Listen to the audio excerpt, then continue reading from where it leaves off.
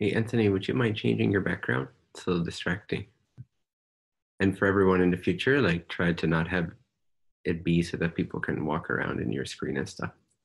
And also officially, I don't know who sometimes the people are, but again, remember the document you signed that only you and or other participants um, are allowed to be in the room when you're having the session. Thank you.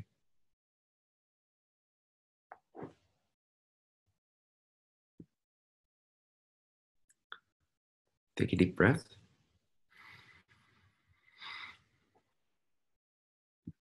Feel the body and feel it relax its subtle tensions.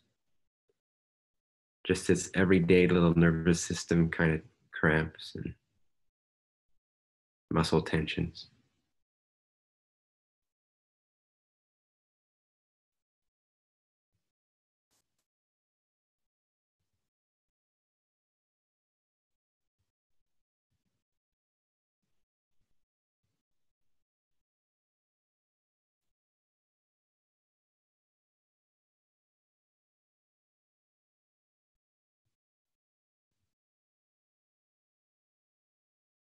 Take another deep breath and become more aware of the subtle realm, the subtle energy.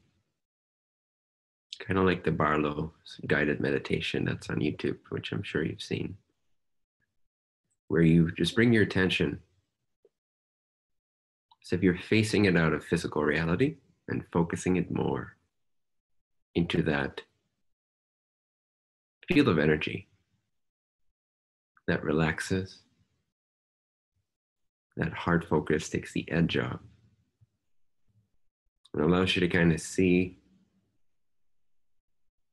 through matter, so to speak, begins to open the inner eye, allows you to begin to sense / see subtle energy dynamics within and around the body.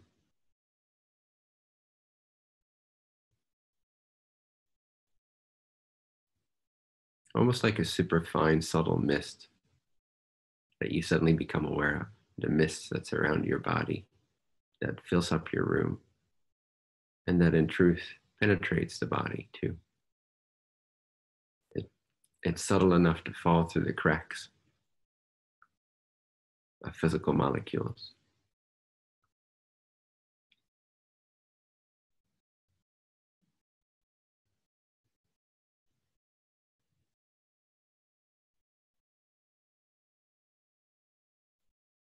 Take another deep breath.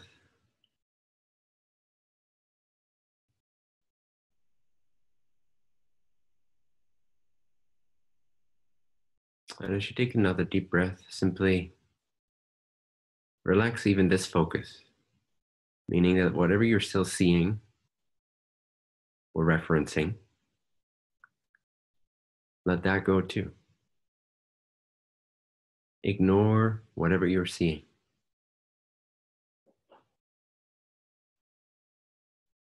Ignore whatever you're seeing. Whatever you're seeing with the mind's eye,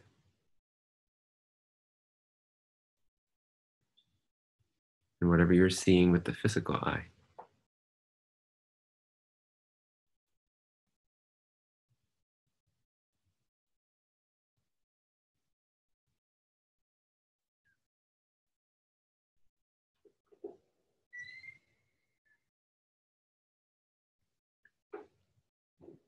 Notice it and then ignore.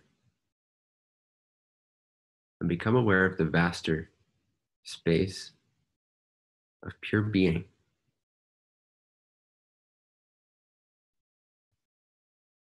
Where all your attention rests back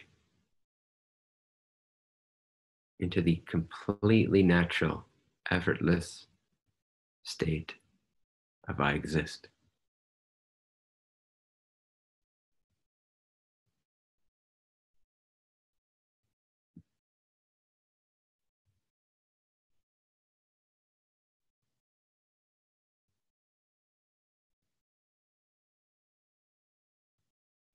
This is subtler than energy. This is before energy as we know it.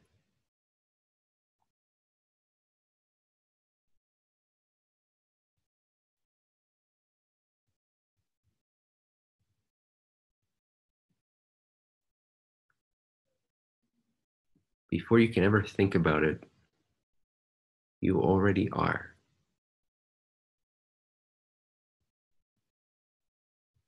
Without the words, I am, the actual I am already is.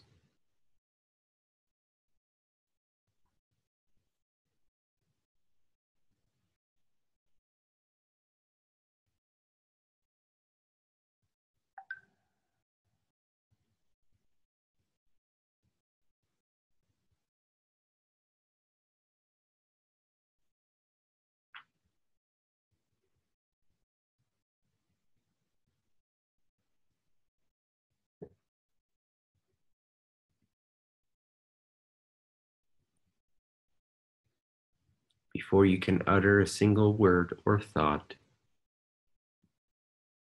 you are there already. That is the I am. That is that you are.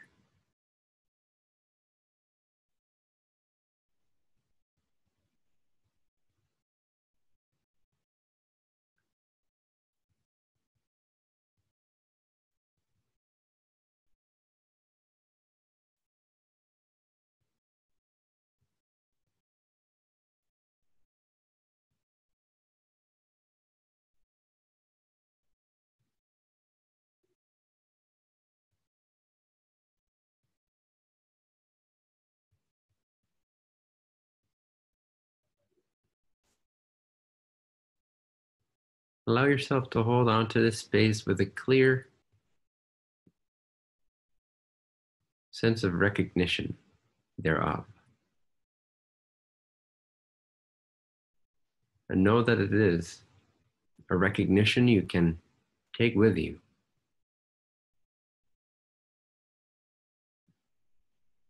That you can keep holding on to in between and even throughout your daily thoughts, feelings, sensations.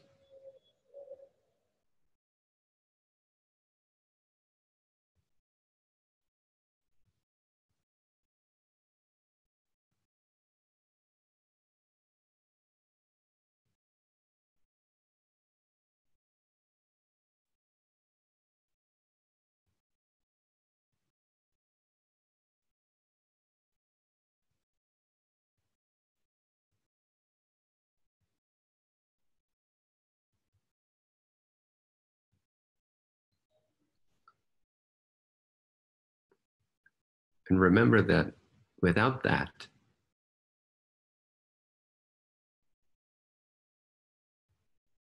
nothing else in your life would be recognizable.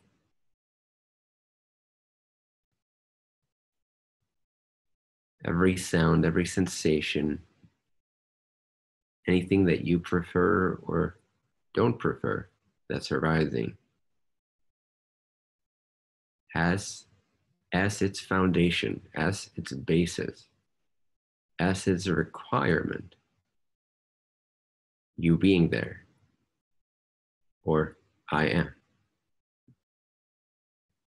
You've never been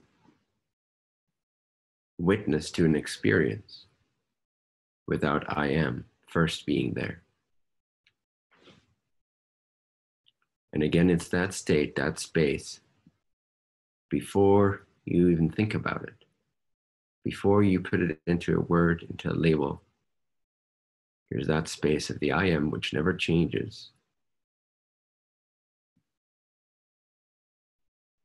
And here's a subtle distinction that I'd like you to begin to understand at this level. It's a little trick to play with. You could say that there's two levels to the I am. There's the I am, which feels like it's I am over here, it feels like it has the same foundational qualities as the universal I am.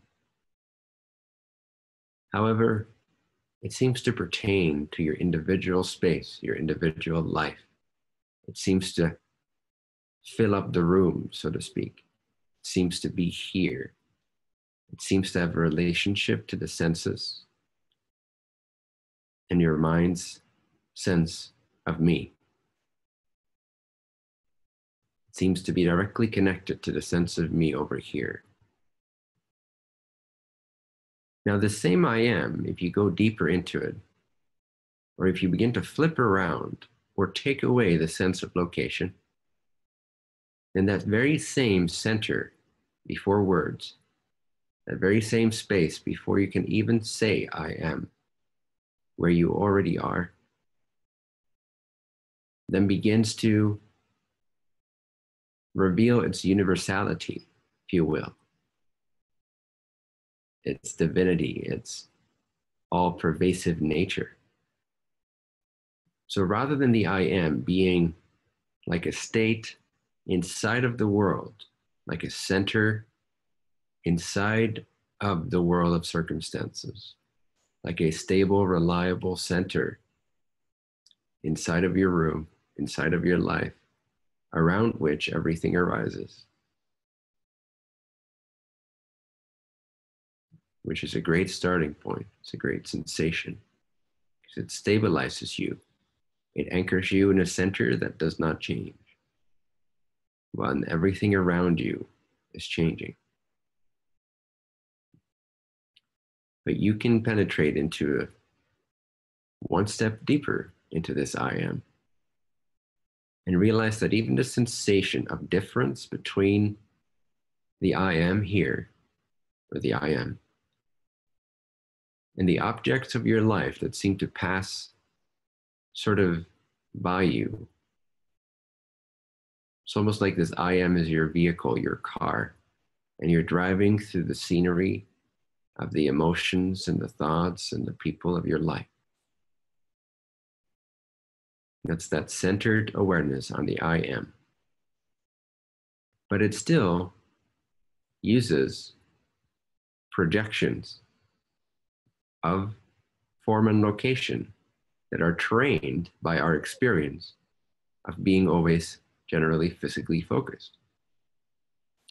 So it's our memory, it's our habit, it's our assumption, it's what we've gotten used to seeing things change around us all the time and seeing things out there and looking at it from the point of view of the brain, looking through the senses, through the keyholes in the body. The constant conditioning of looking at life through a physical body has gotten us to quite automatically project a sense of surroundings versus a sense of I am or I am here. See if you can find that. See if you can see that this is what's happening. That the mind is still projecting subtle images of surroundings, subtle assumptions of objects, the subtle distinction between subject and object, or center and periphery, or here and over there. Just very subtly bring your awareness to that very subtle habit of the mind projecting on automatic pilot visual imagery that it then ties together with the sensations of having a physical body sit in a chair. And then it combines that with the sense of I am over here.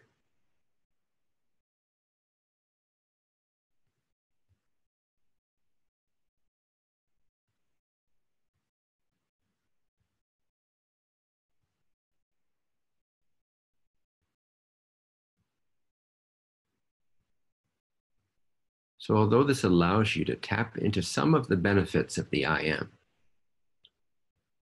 such as stabilization of the mind onto a center point or a center identity that doesn't change, which is a great perk, it's a great benefit. It's a great thing to cultivate.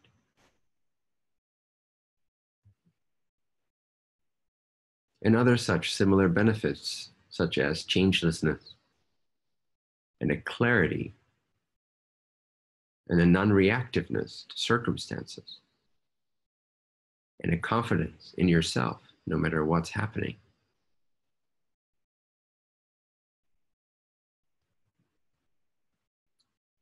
It doesn't quite yet allow you to tap into the full release that the true I am can provide the nervous system with. The true release, or as I usually call it, bliss, starts where the sense of location is no longer projected by the subconscious mind based on its habits of environmental focus. So the I am stays the same.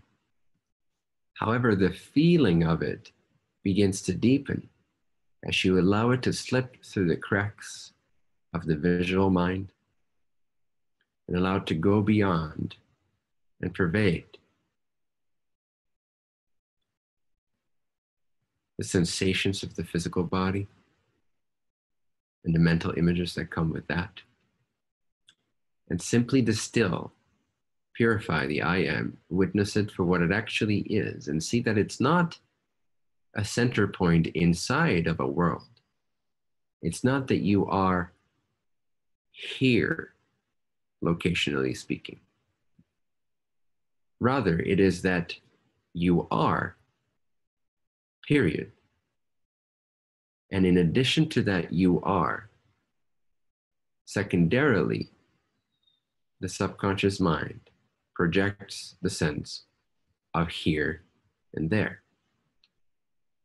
So just like you can go before the level of verbal words, like I said, before you even think the words I am, you already are.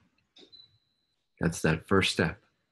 Before the words I am, I already were. Then you're connecting to that instinctual place before words, that I exist, that knowledge that you are. And now you go before that. Now you go farther back, trace those steps back to simply I am. Seeing that before you include the sensation or thought that you are over here,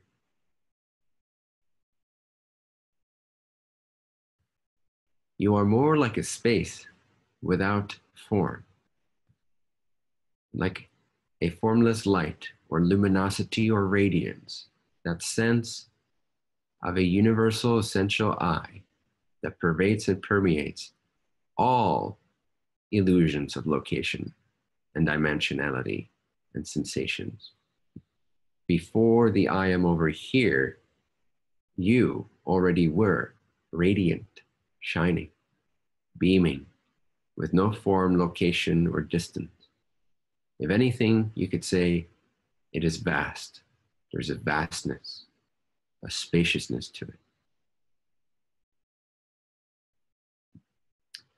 See if you can recognize that that spacious I already exists before the sense of location and the words of the mind ever come into play. See if you can recognize that God state.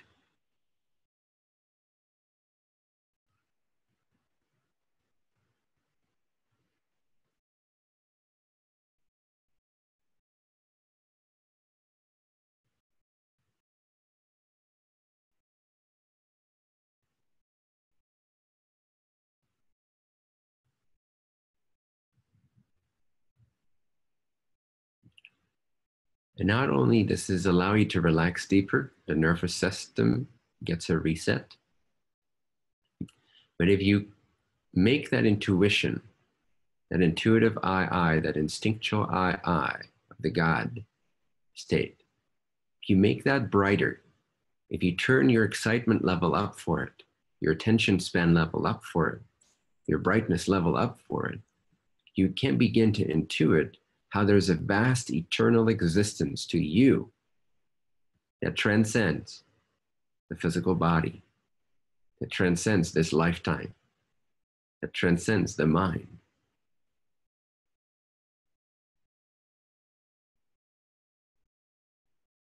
A bedrock solid yet formless radiance of the self that is eternal. And it's accessible right now. It's an actual thing. It's not just a thought.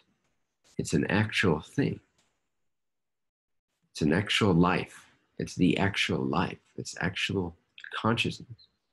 It's actual existence, free from imagery, which then creates the sense of limitation, which is an illusion.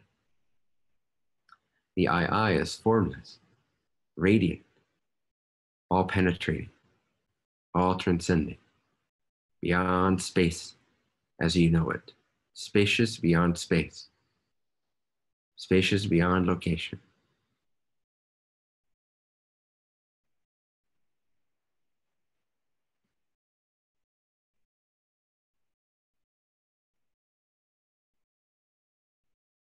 And just intuit that bliss of the light of God.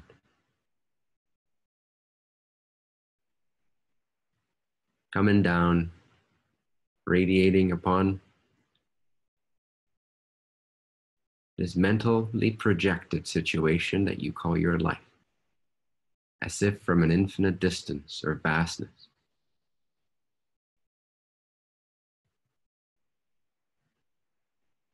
Realizing that your mental life, your mental projections,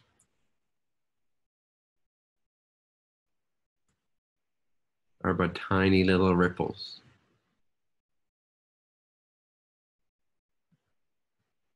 Like a leaf blowing in the wind. As part of an entire atmosphere of air.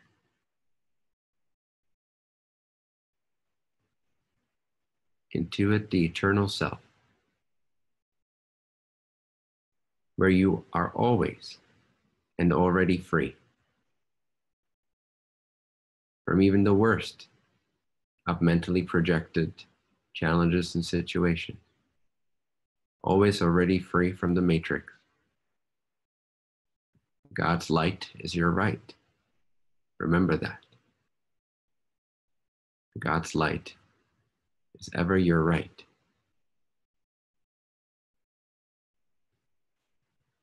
God's eternal light is ever your right. It's your first right. This physical life is your second right. But remember your first right, your first nature,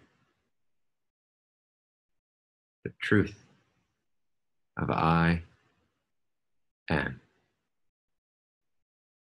beyond form, beyond worlds. It just shines. It just is. Before any explanation or description of reality has been given, there is deep, deep within the human mind the capacity to reflect back its source, its deeper eternal aspect, which is God's light, God's isness, Sat Chit Ananda. Love, isness, awareness, light. That is your first right.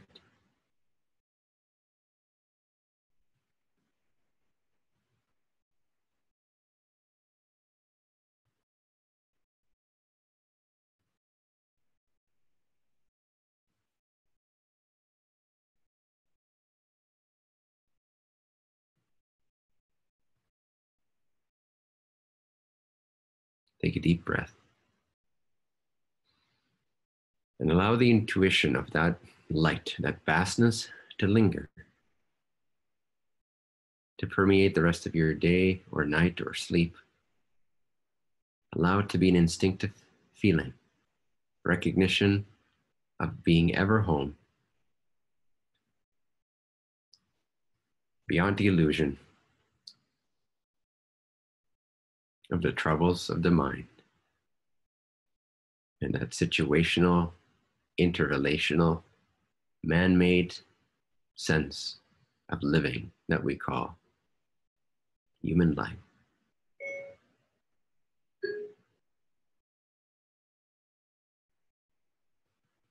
Take another deep breath and begin to open your eyes and realize that the opening of the eyes does not cancel out that instinct. It may add another layer for you to focus on if you want to, but it does not essentially eliminate that instinct. Even with your eyes open, you can decide to focus outwardly into the forms that you see. Or, just like in a daydream, when you phase out of physical consciousness, even with your eyes wide open, you bring your attention instead to that instinct.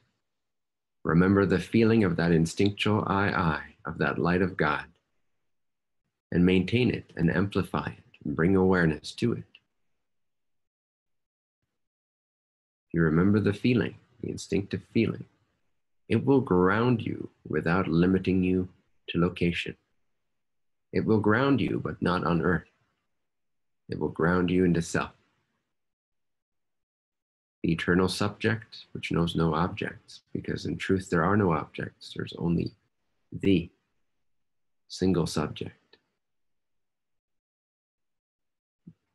Take another deep breath. And allow the mind, watch the mind, witness the mind as it becomes operational, as it becomes more relational. And still see that even to your own mind, you can apply shifting attention to the sense, the remembrance of the feeling of this instinctual I. You can always focus on it. You can always bring that into the equation of your vibrational experience, of your intellectual experience, of your emotional experience, of your situational experience. There is no experience that lacks being. For without being there, you would not have that experience. And so keep it simple like this. It's not difficult to stay centered on awareness itself, on the I exist itself. It's not difficult. It just requires the awareness that it's already here. You already are. Without it, you already would not experience your complaints or your celebrations. Everything is ultimately outshone, outdone by this awareness because it survives, it lasts. Everything else comes and goes, but you being remains and pervades and endures and never changes. And the more you focus on it, the more you increase the brightness and the excitement for this discovery, the freer you will be.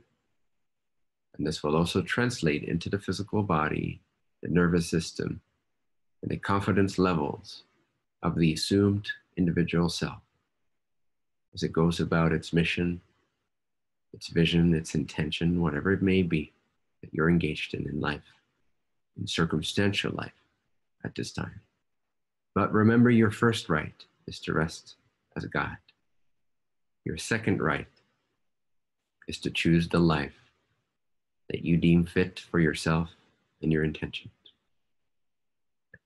Your third right then would be to actively go and intend it, create it, shape it, discipline it, train it to become one with that vision that's been given to you for this life. But as always, your first right is your first nature, and it is God.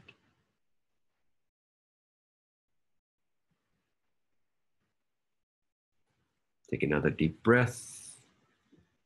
Feel the subtle energy field that pervades the physical experience, that nourishes the physical experience, that charges the physical body. The energy that's able to freely enter anywhere and charge up, power up, heal, clarify, clear out, purge, purify, establish, empower, enhance, move through in whatever way is most intelligent. Thank you for being on this call.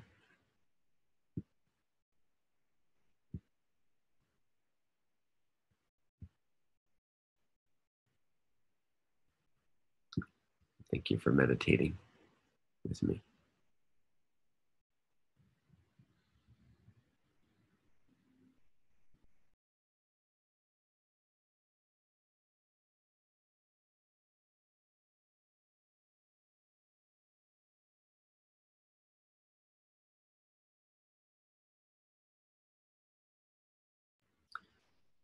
All right, let's dive right in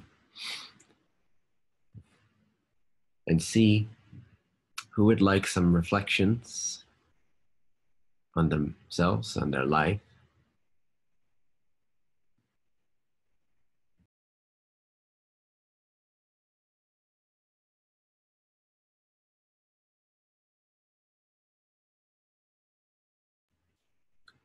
Vera, very well. Feel free to unmute yourself. Hi, can you hear me? I can hear you. Yeah. The neighbor of the friend's place I'm staying at decided to go mow the lawn. So I don't know if you can hear me. Yeah, I can hear you fine. I can't hear the mowing. Ah, great. All right. So I am just wanting to share that I still feel fear and tension and discomfort Nice. in sharing on these sessions. That's and great. I want to put that out there. And yeah. Always, if you're ever baffled as to what to talk about in a group setting of any nature, whether it's a public group setting or a friend group setting or a party, if you ever feel sort of stuck or insecure, and especially if you say have to give a presentation where it feels like it's your turn to speak, where it feels like it's up to you to make a difference in that situation, whatever it is, I always recommend you to start with what actually is happening for you in that moment. It's always the perfect starting point. It always takes the edge off, both for you and others. It always bypasses the potential hazard, not hazard, but distortion of adding to the awkwardness of the group, which sometimes can be a tactic and sometimes can be helpful. But let's say that in most situations, what you want to establish is greater harmony, clarity, receptivity to whatever it is you have to say. Then start with what is. Don't start with what you thought you were going to say. Don't start with what you think you have to say. Start addressing the situation, either of the people involved or ideally yourself. What is your experience in that moment? So the perfect opener often can be, I'm experiencing nervousness, even sharing this. That is exactly a good example of starting with what is actually happening for you in that moment. And it gives you an entrance point and it takes the edge out. And then what's actually wanting to come forth, we clear the way for that. So that's great. Proceed. Nice. It feels like that's the beginning and the end. That really feels like a block for me of discomfort with just being front and center and communicating and sharing, whether here or at work or in various places. I just feel this tension that rises up, and I can name the reasons. I can turn them over and let them go, but it still comes up. And this is a prime place with you and with this, I don't know, with the group, I don't know. But that's kind of it. I really wanted to put that out there and kind of lay it at the altar, you know, just say, this is a thing for me, and it may block my service, or maybe it's helping my service. I don't know, but I'm ready to surrender. All right. What does the alternate reality look like in your mind? Do you have access to it? Yeah. Yeah. The alternate reality looks like confidence, composure, stillness, calmness, being articulate. All right. So, and stop to pause at every word for 2 seconds and actually feel the vibrational reality that that word represents. But do the same thing you just did. What does the ultimate reality look like, or the better reality? Okay. Confidence, composure, calm, articulate,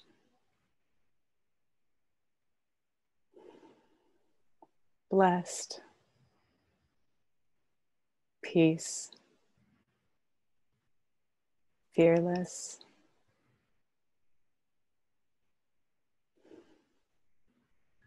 relaxed. You have to pause with the fearless a little bit. Did you notice any difference in your alignment between some of the words?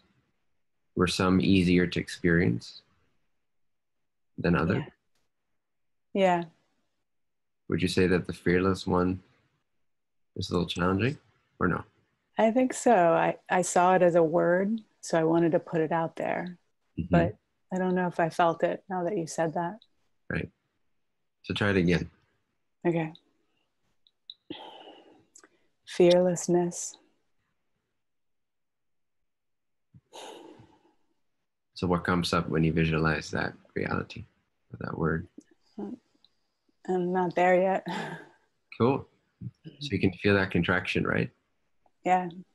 All right. And it makes the body feel uncomfortable. And it seems to confirm that you're afraid. Seems to confirm that you're not there yet. Right? So, and again, if we harken back on the emotional guidance system as one of the foundational principles of releasing ourselves of limiting beliefs, then this contraction points out to us that we carry with us in our subconscious mind a belief. That's it. Just a belief. Yeah. It's a point of view, it's a perspective we have, it's a thought that we have regarding our own fearlessness that makes us feel the contraction when we think about the thing that we prefer, which is a state of fearlessness. We can imagine calm quite easily because we're able to be calm. It's not that difficult. We don't really believe that we are absolutely incapable of being calm. But when we're confronted with being fearless, suddenly we think about like jumping in front of a train without emotions, or like taking down a bad guy on the streets with a knife in his hand with no feelings, or publicly speaking without any sensations in the body. And then we feel like a hypocrite because we feel like we can't quite match that reality. And we actually believe that we couldn't match that reality. And so that belief in our vulnerability, if you will, because that's really what it comes down to. The lack of, or rather the confidence in our lack of fearlessness, so to speak, basically comes down to this perspective we have that we are vulnerable. Can you find that in your system? The belief that you're vulnerable, that something could happen to you. Yeah. Cool. So we all can, probably, because this is the product of thousands of years of physical lives. So whether it's an animal or a human being or another type of form, anything physical has to deal with being able to be harmed, hurt, and its life ended based on something that happens in the physical circumstances. or something that happens even in the societal mind, not liking that person. So we feel vulnerable. It's an instinctual sense, and it's, in a sense, it's a safety mechanism. It's the first chakra response to any situation. If any situation we imagine seems to pose the probability or even possibility of death, destruction, or pain, we will flare up. Our center will block and contract. And it will not allow that experience to be processed through the higher levels of consciousness, because it's stopped, it's jammed. There's a traffic jam in the root, in the central system of energy moving through and experiences moving through the different centers to be processed from a different angle. Like the talk that I gave in the beginning of this course. I don't know if you remember some of the chakras that I discussed. So, since that's such a root of our program, it's one of the trickier ones to not have a contraction around. Now, first of all, it's okay to have that contraction, but just know that it points out a subtle conditioned perspective that we can soften, we can release, we can liberate that more and more. The more attention we bring to that, the more we bring a mature awareness of the fact that actually we are indestructible. The more we rest in our first right, which is to rest in the God state of that eternal love light isness, and make that our home, that our existence, start to feel that we actually exist at that level, that that's actually what we are, that that's actually me, that the I is actually me. It's not something I recognize. It's actually what I am. And this whole thing is pasted on top of it, like throwing a bucket of paint on a canvas and seeing where the dots may fall, so to speak, seeing where the drips may fall. It's kind of like that. This intelligent yet randomized explosion of infinite multiplicity and form is but the projection on the screen of your eternal me. The more that your sense of me shifts from body, mind, circumstances, world, to I am over here, to I am everywhere, I am all that is, to I am that which knows everythingness, yet can also go beyond it.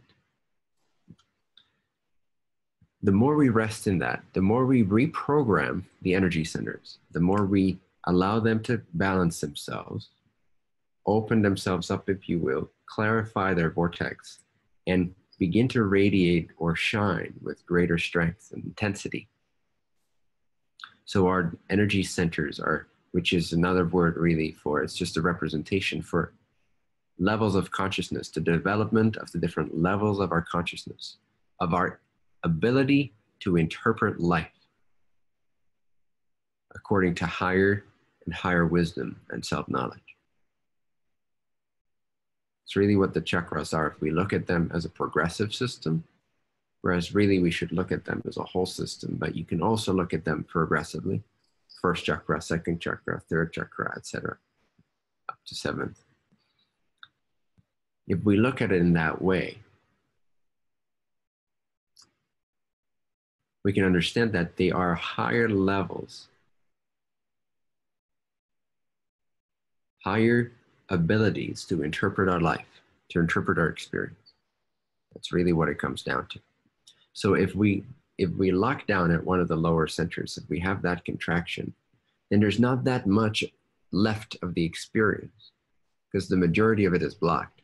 So there's not that much left of the perceptual experience that's given to the lower mind, to the physical entity from the higher mind. The catalyst, the challenge, the invitation for advancement, for evolution that's being provided to the physical entity, the physical mind, body experience, is a percentage of that is blocked when there is a contraction, when there's a belief of fear, of vulnerability, of weakness, of not good enough, of not being able to, things not being possible, things being scary, A certain amount of that catalyst, of that experiential flow of energy that's being provided to the senses and the mind, is being stopped right there. It's being blocked at that center that has the blockage, so that only a percentage of that experience can now be fully processed from a higher point of interpretation, a higher level of interpretation. Does this make sense? Yes. Cool. So I'm kind of just making this general again so that everyone is on board with this ladder, if you will, this ladder of interpretation of experience. This is why you could give people an IQ, so to speak, or a vibrational level, if you will. You could do that based on where they're at in their intelligence level from that point of view. So not the intellectual intelligence, but the intelligence of being able to interpret life's events from higher and higher and higher perspectives, more and more universal perspectives, more and more whole picture perspectives, whole understandings. And then from that state, you will begin to see other people or other entities more for where they're at in terms of their ability to interpret life's events. And you'll start to see their bubbles and their roots because you can see beyond it. Because you've gone through that, you've opened that up. Your centers are radiating more vividly, more with greater intensity.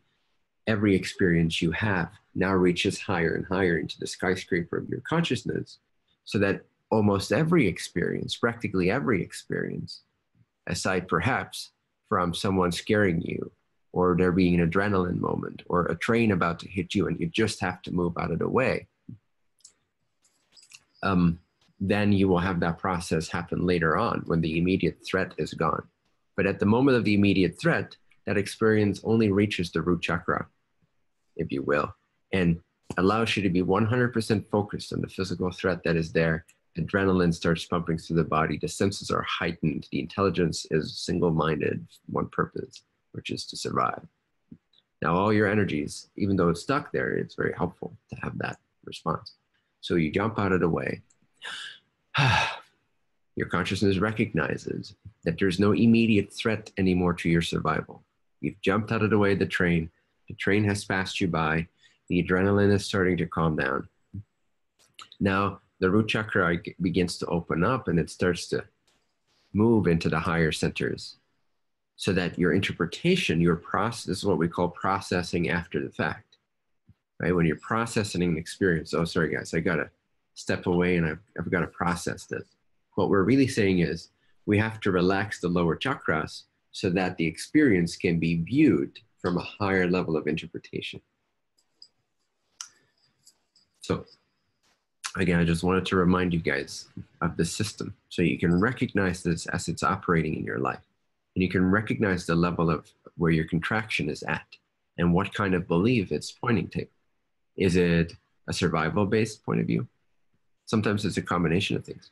Is it sort of a personal identity value point of view, like your worthiness and just who you are, like being confused perhaps in terms of who you are, what your direction is? Is it a social matter, social validation, social love, social acceptance, social belonging, social recognition, who you are in relationship to others? Is that where the blockage or contraction arises or points to? Is there a belief in that area of your perspective? Does it have to do with not trusting unconditional universal love, or perhaps not having recognized universal love yet? Or does it have to do with how that experience allows you to more freely and purely and in a balanced way express yourself directly from your own inspiration, not just as a reaction to circumstances, but actually from spirit, from self-knowledge, from an intuition of what you are and what you're here to bring? Express yourself freely. Free communication, clear communication, loving communication, communication with integrity and clarity and ownership of one's own true self. Is there a blockage there? And for a lot of people, there are quite a few blockages at that level. There's a lot of contractions there to relax. Or does the contraction or blockage have to do with not quite understanding how the experience fits into the universal picture of things, the bigger, energetic, cosmological, spiritual vision of things? do we elect the understanding, and therefore usually the acceptance, the full understanding and the full acceptance of how that event represents something larger in our lives, how that event relates to our theme, relates to perhaps our past and our future timelines, how it provides us with an opportunity and a choice to split off into parallel reality, how it is infused with certain universal frequencies, may be affected by the cosmological movements of things, etc. This is where the spiritual perspective, as we classically think of it, the spiritual connections related to that event, connected to that event, are wanting to be seen so that there can be a whole beingness understanding, a totality understanding of that event in one's life. Or does the blockage have to do with not being able to actually see the very nature of the event, not relationally, not the narrative of it, not the story of it? At this point, we're talking about the crown level. But is there a blockage towards seeing the event or experience for what it's actually made out of? Just love, isness, awareness. The sacred, universal, essential nature of all phenomena. The crown recognizes the Holy Spirit in all things, if you will, the one infinite creator's light in all things. Is there a blockage at that level? Now, usually we don't get to that level of interpretation on what's happening because not enough of the experience reaches through all the blockages or the narrow pathways to become available to the conscious mind of the entity to be processed from that level. But you will find that the final process regarding every event is always to release your mind back into the realization of the perfect nature, the sacred nature, the holy nature, the love, light, divine nature of that event, circumstance, experience, person, catalyst, challenge, action, speech, thought, whatever it is. And usually you can see that before that, talking about the third eye, talking about the universal eye, talking about the wisdom eye, talking about the spiritual eye. You can see that one step before the complete acceptance of the experience as being God, being the non-dual perfection, no longer having any resistance to it. One step before that, you can imagine what's helpful is to understand, still from a perspective of a narrative, there's still interrelationality, there's still subject and object, but to understand, to be able to give that experience a complete holistic place in your life, where you understand how it's karmically related, where you understand how this is a beautiful opportunity for healing and forgiveness and release, how you understand why this has been created from a deeper perspective, etc. That's usually why we go there, because once you're able to understand an experience from that level of universal energy, universal wisdom, it becomes increasingly easier to accept the whole situation. And so the final process of each event in your life is the total release of the process into simply the vision of I, replacing your circumstantial view with the view of the natural state pervading all things.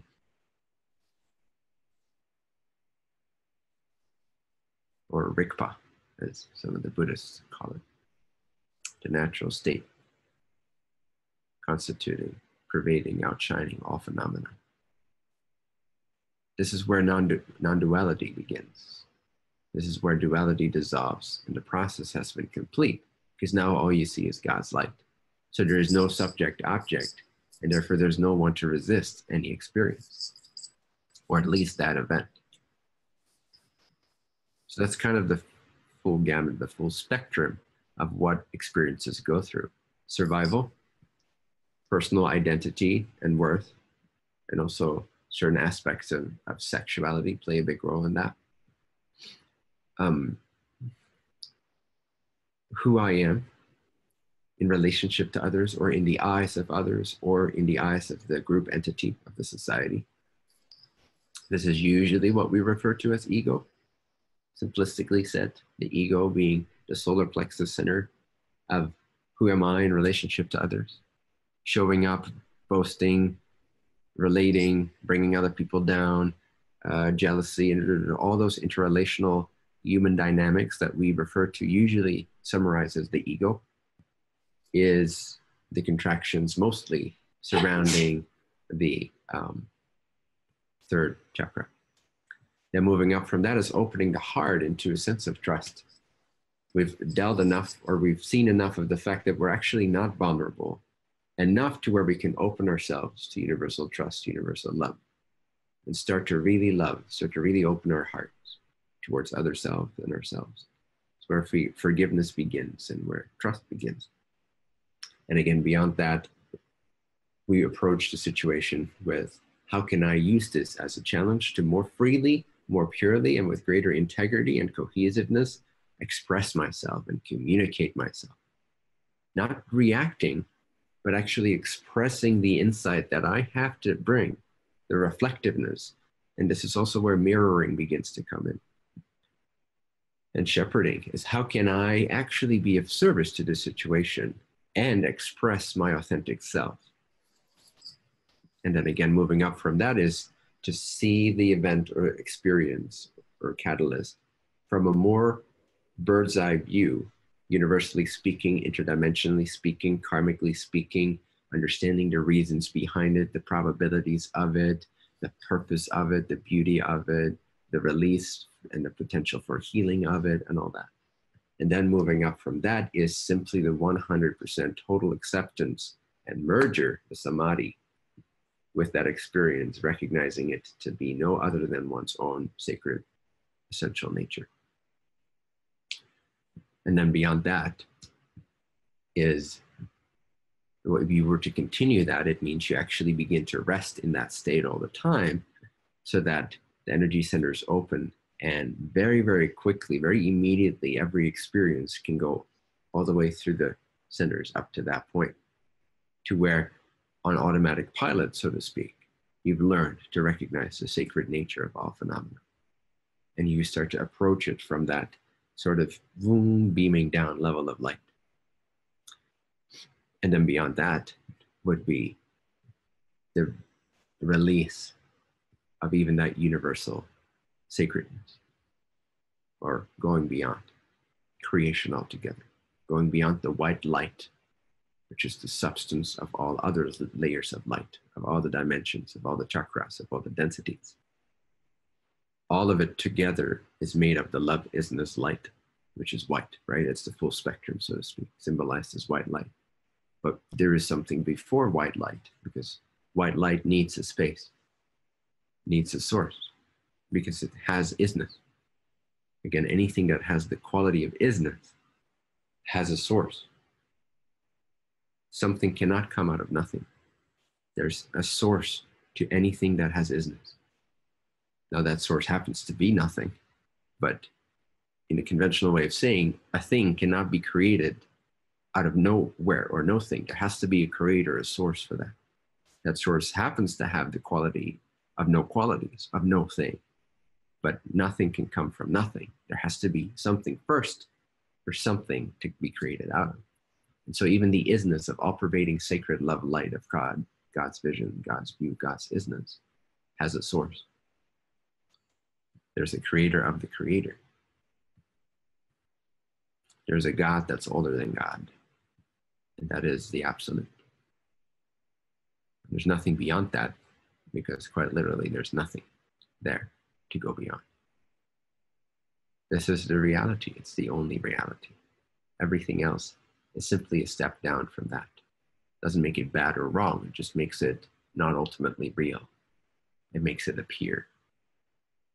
And by definition, anything that appears cannot be real. From an ultimate standard, anything that appears, anything that is known, anything that carries isness and therefore is created and therefore appears, cannot be the reality beyond, before, and the source of all things. Makes sense, because as soon as it is, it must have a counterpart. So the only true reality, the true infinite one, is the absolute. And the God state is the clearest reflection of that in creation. It's the most transparent state to that. But God is the first, only, and final delusion.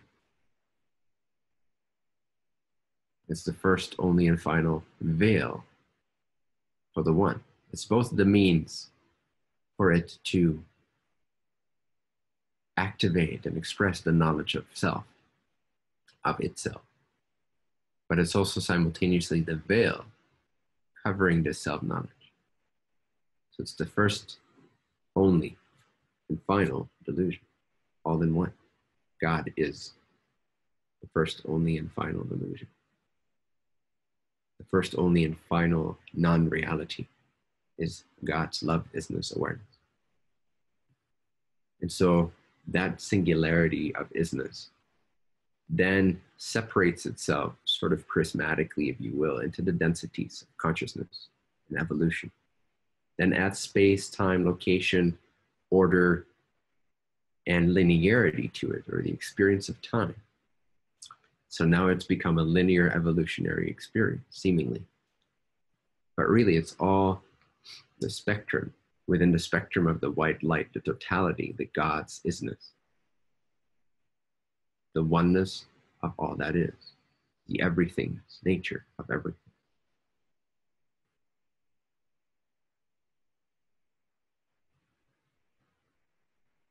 And so that God state is the middle point, it's the bridge between the illusion and the reality of the one. And all evolution is geared towards getting up to that God state, to recognize the sacramental, sacred nature of all phenomena, so that the oneness, that the true self is recognized in all experiences. And then from that state, once that's established, that's the bridge. That now becomes the mirror, that instead of a mirror turned towards creation inside of its own snow globe of distortions and separation and distinctions and the prismatic separation of light, instead of being focused towards the duality inside of its own illusion, the illusion itself now becomes bright and vivid enough and clean enough and solid enough to where the illusion that is God, the illusion that is love, isness, light, the illusion that is the universal oneness of isness, becomes so clear and clean and pristine that it begins to operate as a mirror to the one. So then the entire creation, when it's no longer a distraction, it actually becomes a mirror pointing back home for the one to release the veil, the first, only, and final veil, inside of which there's infinite veils. But this is the only veil in essence. And now the one is able to release that as soon as it sees its own true self, or recognizes it, or realizes it, in contrast to the mirror of the universal isness of all things. It realizes the universal beyond isness. It realizes it's beyond the universal isness. And that's the release of the black hole. That's where the air escapes the balloon. That's where you transcend oneness and duality. It's where you know reality with no other means but itself.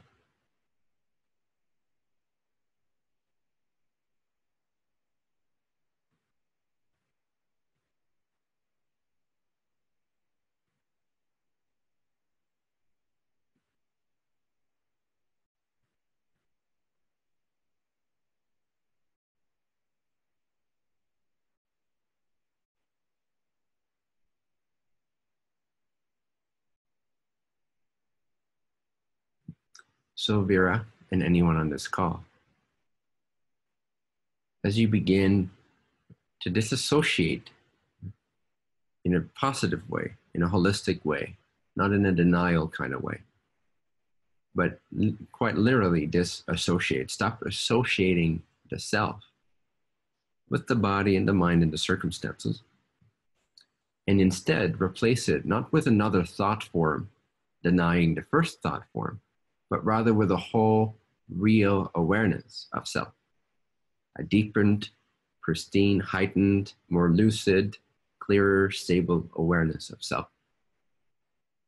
It is really the key to opening up, balancing out, and allowing these energy centers of higher and higher interpretation to all work together as this beautiful prism.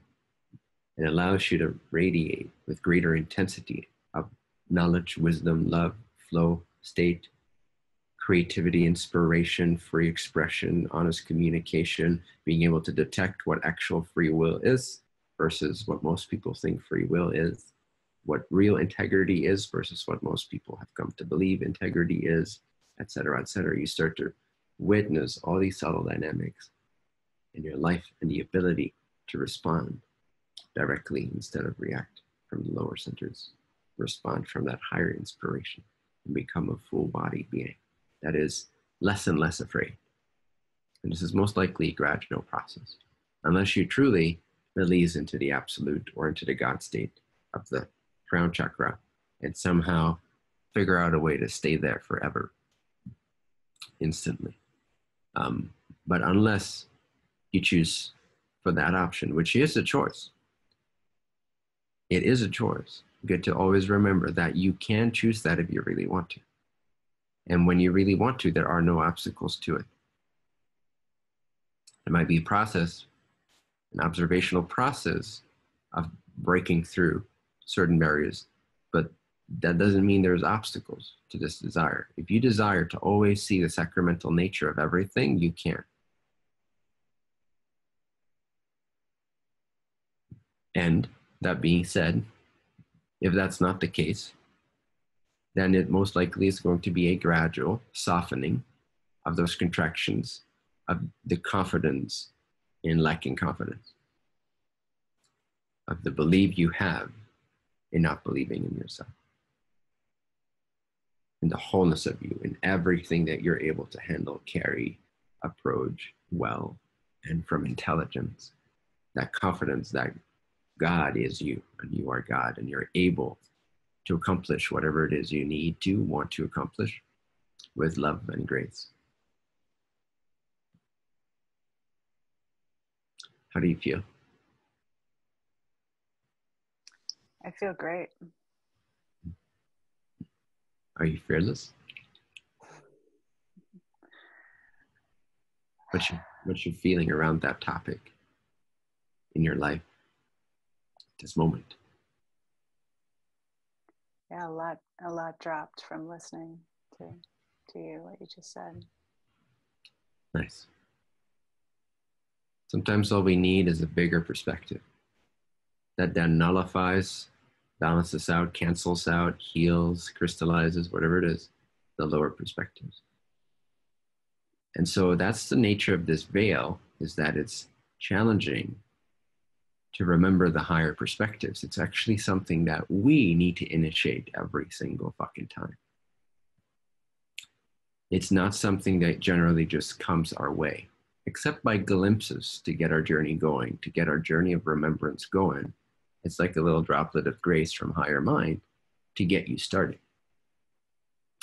But as an incarnational being, it is up to you to train yourself to remember as frequently as you can the higher perspectives, especially when you're in a triggered situation or in a frightening situation or in a self-doubting situation or in an I'm not good enough situation.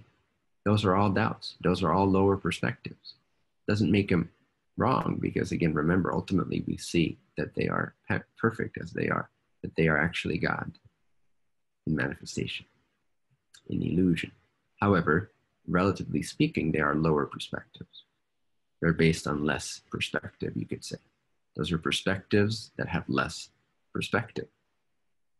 And so the higher perspectives would be perspectives that have more perspective or greater perspective. That's what I mean by higher. And you have to be the one that reminds yourself to stop, to allow the trigger, love the trigger, but then transcend the trigger by reaching for, seeking for, with a calm, peaceful, collected mind, if possible, to seek for, to reach for that ever-extending help from higher self or hand, reaching down through the crown, through the higher chakras, And you gotta initiate that meeting point to meet, to shake that hand and to allow it to uplift you. You have to meet it halfway every single fucking time. And that is the nature of the veil, is that you and you alone choose the heights of your perspective. Through training, through deliberate, repeated effort, dedication, through true desire. If you have the true desire, you will reach upwards over and over and over again. You will insist that you expand upon your perspective over and over and over again, that you remember the higher truths over and over again, that you trust the hand of God and higher self as it reaches down through your crown and your third eye and your throat, and reach up to that. Meet it halfway, and then allow that balance, that grace, that balance between will and surrender to lift you up into the godliness perspective as much as possible, and the universal understanding perspective. And the confidence now from that clear seeing to freely express yourself and clearly and with integrity communicate and stand your ground in that truth, and offering that truthfulness to another who might be completely in a panic state or in a completely irrational state or in a completely deluded state. To offer that, to not give yourself away to that. Yet at the same time, when you're in that state, to offer it with love, and then to allow the other person to choose and to use your stability as a mirror to recognize their own insanity, which then is your higher self extending through your body, by virtue of you meeting it, becoming a blending principle of the higher mind and the lower mind. And then through your mind, allowing yourself to mirror the world, and through your stability and through your authenticity and through your clear seeing and your clear communication, you allow that mirror to become conscious to their conscious mind, rather than just subconscious energetically, which is also good. And now they really have a choice. Now they're really faced with a choice, which is why you can piss people off as a mirror very easily, because the more clearly you hold your ground, the more annoying you become to the irrational mind, because all the strategies and tactics fail in your presence. And if you don't have the clarity or the love or the trust or the safety feelings or conviction and safety and worthiness to then receive that reflection and see your erratic nature and no longer believe in it, if you don't have something else, a deeper confidence to hang on to, you're going to react to what you see. You're going to demonize what you see. They're going to demonize you. And it's really their own inability in that moment to see from higher perspectives themselves and to trust in the surrender of the ego. So you understand this process as described? Yeah. Yeah, it's beautiful. Wonderful. I like the image. It's great. Cool. Anything else you want to share at this point? No, thank you so much. Thanks for sharing that. Maria?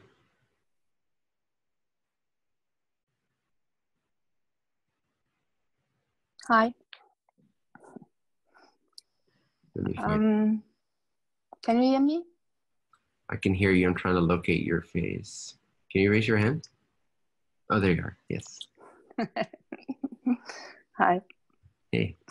There might have been some answers already in what you have told to Vera now.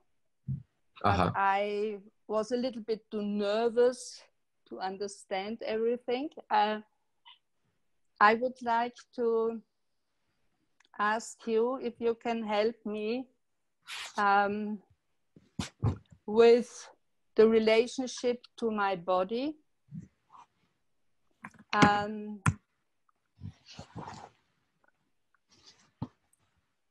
I always feel power and I want to do a lot, and then I start to do it and it feels good, and from one moment to the other there is a change, and the body feels bad. I have pain, and I would like to find out or the point which I oversee, or I don't want this anymore, this up and down, up and down. And maybe it's yeah. What's the cause of the pain? I didn't quite get that. The cause of the pain I found out is that the body is tired, and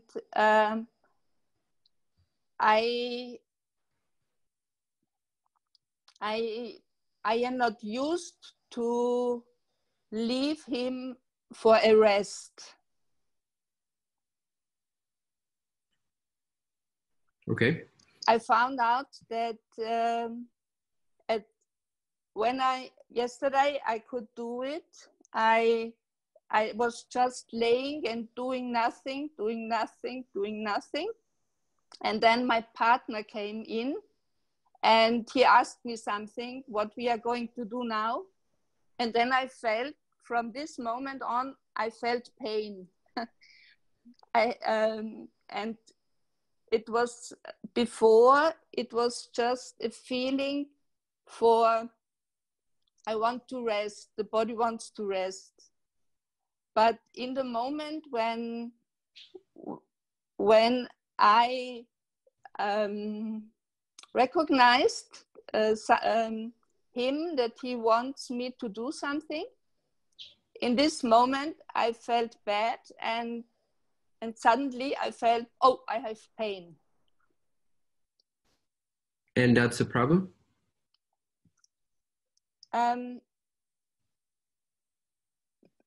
At the moment, I'm happy that I found out this point, but I would like to. What's your biggest obstacle? Because I don't want to deal in this course. I don't want to deal with preferences so much. I want to deal with what's actually stopping you from being a shepherd. What's actually stopping you from ascending in your understanding, and like. Unless this pain is so debilitating that it's like constantly disrupting your life and becoming such a focal point for you that you can't move on, then I'm happy to address it. But if it's just kind of like this thing you noticed and you like it addressed, then it'd be more something to maybe post in the group as sort of a question rather than discuss it here. Because here what I want to handle is you, the very core of your identity. Who are you? Who are you assuming yourself to be? And you might find that the pain will be understood and or dissolve possibly when that understanding deepens as well, because it addresses the entire entity's life and circumstances. So I'm having a little bit of trouble hearing you because it feels like somewhat trivial compared to what we could be discussing. Like, who are you? What's your main distortion that's holding you back? What's your deepest desire? What's your deepest frustration? What's your deepest challenge? And feel free to state that it is the pain, but somehow I doubt it. No, you know what's now? Now I asked myself, whenever I ask you something, it's never clear. But I have the feeling that I really want to bring out something, and you can help me. But I don't know why it always comes to this situation. I ask you something. Because that's great. I'm happy you're noticing this. So this is because you're not ever actually addressing the core, right? So there's a symbol for it, or there's an expression of it, or an extension of it, but you're talking about things rather than about yourself. Okay. Can you help me, please? I just did. Oh, sometimes I think it's the language, but I don't think it's the language. Sometimes it could be a little bit the language, but the main language is clarity. Yeah. So if there's clarity, there's understanding. It doesn't matter what language you speak, what the distance is between entities. So may I? Yeah, go ahead. May I try? About your new shoes? Sorry? Were you going to ask me about your new shoes? No. Oh. No. Well, go ahead.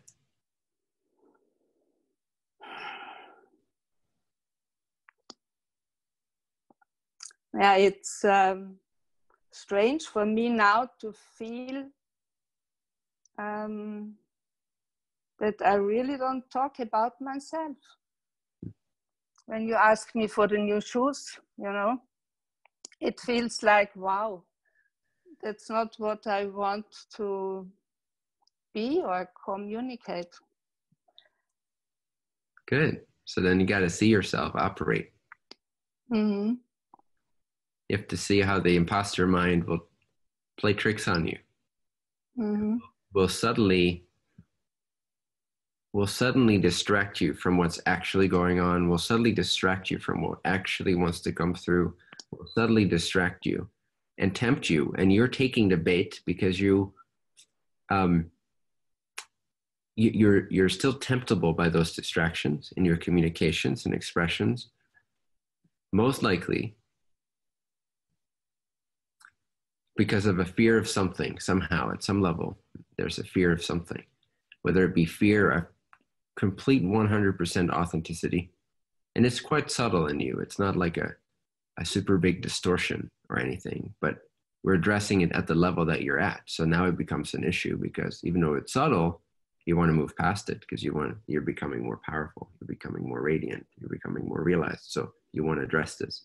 So I sense a subtle vibration of avoidance, of seeking comfort of the identity in relationship to others in subtle ways rather than seeking the truth, regardless of the consequences in relationship to others. Just based on this alone for now, what's your sense of that? Did anything arise, or does this feel like new information that doesn't quite make sense? No, it comes here to the heart. It comes in through the heart, did you say that? Yeah. There comes something up like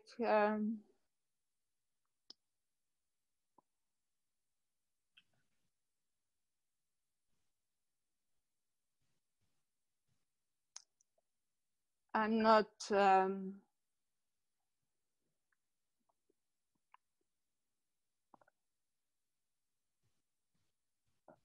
that I don't have the connection, the fear, or that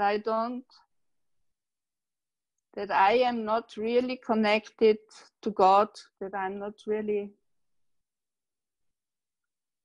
that I just do as if,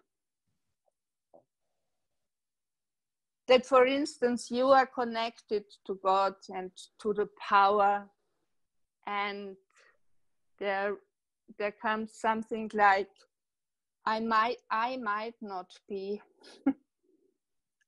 And I hope that nobody, that I hope, and I don't want to see this. Very good. I just put effort into jumping over something. Mm-hmm. Very good. And maybe just, it seems like a play and not the truth. Yep. I don't know where I'm not sure where the play ends and the truth begins. Oh, sure you do. Yes, but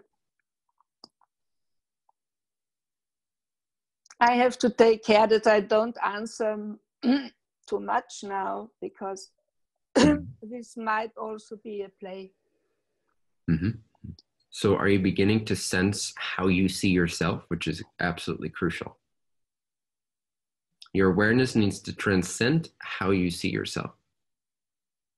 It needs to transcend your self-esteem. It needs to transcend where you position yourself. It needs to transcend. It needs to be beyond. It needs to look at yourself from a point of view beyond yourself. It needs to be able to be so highly self-aware that it starts to notice the subtle assumptions that it carries with it about who it is, where it's located, what its meaning is, how worthy it is, who it is in relationship to others. It needs to see all those subtle associations.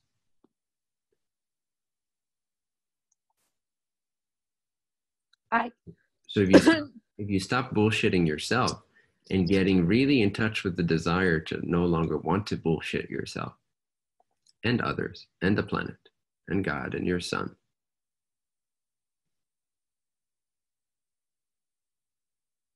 then that desire itself, that intensity of no bullshit, will quite immediately show you everything that heretofore you would avoid seeing. Simply by the sheer power of your will, of your desire, of your intent being pure. The intent to become pure is enough to see how you're not pure. And I mean pure sort of in a relative term, because I don't really see us as being ultimately impure, but it's another way of saying the distortions, like ironing out the distortions, making yourself streamlined and in alignment. So you could say pure versus an impure crystal with many distortions. It's a pure crystal. Make the mind, make the self a pure crystal for the love and the light of God to shine through with less and less distortion and filter. Simply that desire alone will show you every place you're full of shit. But you're still susceptible to it. That's what we've just noticed. Is that actually the imposter mind, the mind that makes you avoid where you're full of shit, still is able to fool you and trick you because you don't stop enough. Your intention isn't yet powerful enough to want to stop the bullshit, which includes the bullshit that you're not good enough, that you're not worthy, that you're not like me, that you're not directly connected to God like some other people maybe. That they can do it, but not you, because you'll always be you, and they are already them. That's bullshit. That's not, just because it seems selfless doesn't make it selfless in nature.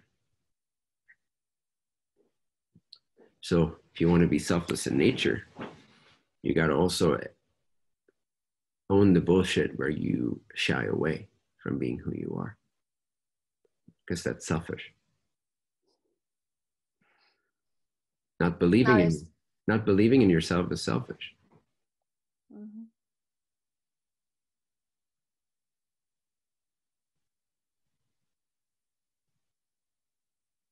So yeah, some silence may be in order, some stillness. Just resting in the intention, in enhancing the intention of wanting to see and be and break through into the truth. This goes for all you fuckers.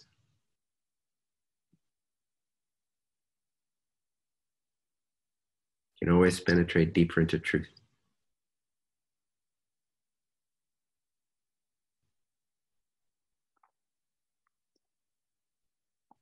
What do you notice now, Maria? Yeah, it's super. Also really, it's really good. So I feel during you were talking, I feel more and more free. And I can, also when I'm alone, I can go very far, and mostly I can see a lot what's going on with my mind and my body. And it's good to talk with you because I feel there's something going on. Mm-hmm. I feel much better now than the last time when I asked something. Mm-hmm. I feel much more grounded. Mm-hmm. And there's much more love. For me, that it's okay.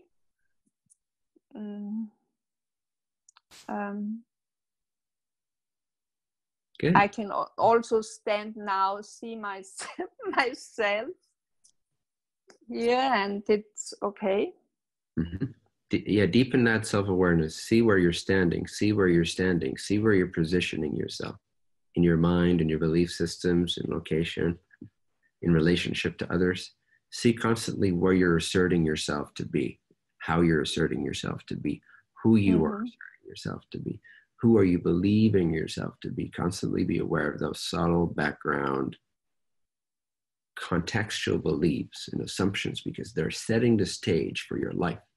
And if you're not aware of them, you're very, very susceptible and manipulatable by your own imposter mind and by other energies and stuff and other people. Mm-hmm. And you're bullshitting yourself. You're full of bullshitting yourself. You're bullshitting. Mm-hmm. So see it. Intend to really, really want to see it. And then you'll look back upon situations like the question you're asking, and you see that the question was just a placeholder. It was just sort of a false avenue, a distraction. Mm-hmm. It wasn't really you being fully real and connected to yourself. It was your mind lost in focus on objects. Mm-hmm. You weren't very spacious. Something was distracting you, making you believe that you had to protect yourself in a certain way, distract yourself in a certain way, and then offer something other than you to the audience. And you believe, and so subconsciously you played that game, not wanting to consciously, but still that's what you were playing. Mm-hmm. Yeah, and it has something to do with audience. Mm-hmm. It's yeah, because we fear that audiences will confirm what we already believe about ourselves. Mm-hmm. So at all costs, we want to avoid an audience because they will just highlight what we already believe about ourselves. Yeah. And we believe that if we have them confirm it, we're going to feel even worse, and we're going to feel enhanced in that perspective. Mm-hmm. So at all costs, we want to avoid having an audience to see us unless we're really confident. And it feels good at the moment. I don't mind any audience. That's right. That's because you're true. Yeah. Because you're clear and authentic, and you're getting in touch with that. Mm-hmm.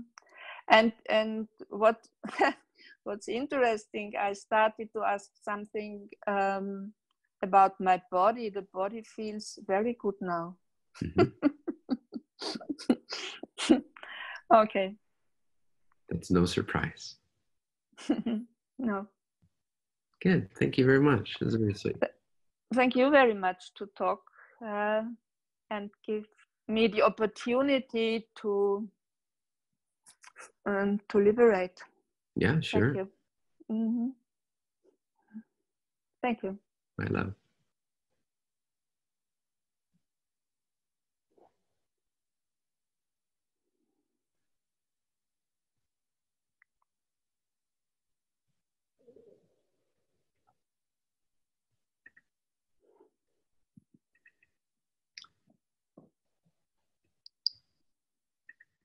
Anybody else?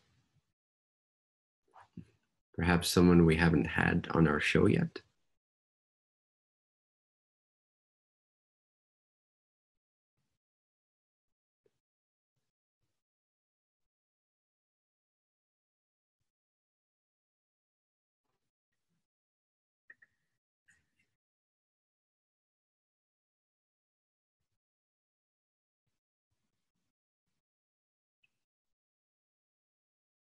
All right.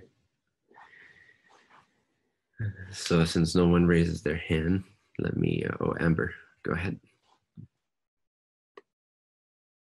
All right, it said that my internet connection is unstable. Can you hear me okay?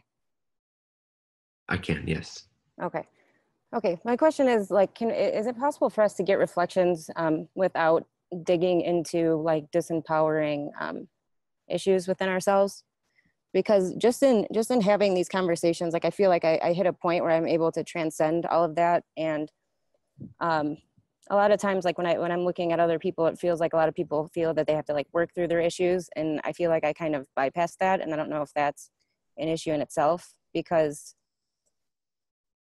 because like I said, I've gotten to that point where like I feel like I'm above it, and just in having these conversations, it kind of brings me back down to that person self. You know what I mean? Mm-hmm. Yeah. Like with the deeper issues.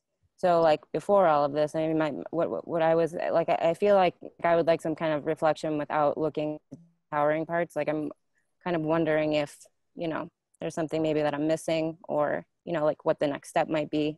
You know what I mean? Yep. Thank you. First of all, oftentimes people associate, like you just did, you associate feeling the disempowering belief with being disempowering, whereas a perspective or a belief can only be disempowering if it's not faced and accepted and transformed. So it can only run the show if it flies below the radar, so to speak. Mm. But we fear looking at it, or sometimes in the whole Abraham, I don't know if you're into Abraham Hicks, but you sound like a Abraham Hicks person in this regard. So one of the things I see a lot with Abraham Hicksies is this confusion, and is this unrest, and this, call it bypassing, if you will. Now, I'm actually a big fan of bypassing in many ways. I think it's very powerful. And I think people oftentimes do create many more problems than they ever need to deal with. So, but we need to fully understand it before we can sort of jump to conclusions. Whereas the Hicksies often jump to conclusions. So here's the thing.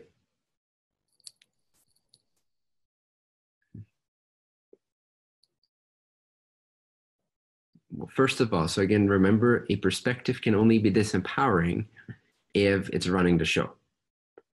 And a perspective can only run the show if you're not facing it and choosing if that's the belief you want to run the show. So it's actually empowering to feel your disempowerment. So what a lot of sort of that demographic does is it has an association. It has a fear that feeling the effects of the disempowering belief system is disempowering. But actually, feeling the disempowerment and bringing awareness to it, rather than denying it, bringing awareness to the disempowering belief, whatever it may be, yes, it makes you feel the effects of that belief, but that is a process of empowerment. So that's the first big misunderstanding I see in that community a lot, is, and in a lot of people in general, is the misunderstanding that to feel one's own disempowerment is disempowering. As soon as we fear feeling the effects of our very own belief systems, which is the little guys running the show of our lives and destroying us not wanting to feel the effects of that and face the effects of that, that's disempowering. Feeling the extent to which a belief system is distorting us and making us afraid at a subconscious level, feeling that is empowering. Because we're in the process now of preventing it from running the show by addressing it, by looking it in its eyes, getting to know it. Why is it there? How did I create this belief system? Where or whom did I pick it up from? So that I can give it a place, look at it from a higher perspective, embrace it, not fear it for my survival, not fear it for personal identity, not fear it that other people will confirm that if they see this fear in me, that makes it true, not fear that I can't open my heart and trust and love and just face this fear and I'm still okay, not fear that I can't fully express myself if I feel the fear, not fear that I don't understand the universal connections that are in place to this fear and the benevolence behind it and the purpose behind seeing it, and not fear that it's not somehow also divine. Then it becomes empowering and it's transmuted. And now it's no longer blocking our chakras or energy systems. So yes, it is important to face the beliefs that you have. What's also important is to not get stuck in vibrational foci, to be stuck focusing all day on negative things, so that you then lack the bigger perspective to attract a more positive life, if you will, to attract a more reinforcing life, from what vantage point you can then perceive what issues are there to be addressed. And an issue is nothing other than a belief system that contradicts who you actually are or want to be. That's what causes issues or blockages, is having contradictory beliefs, having mixed frequencies. You want to unmix those frequencies.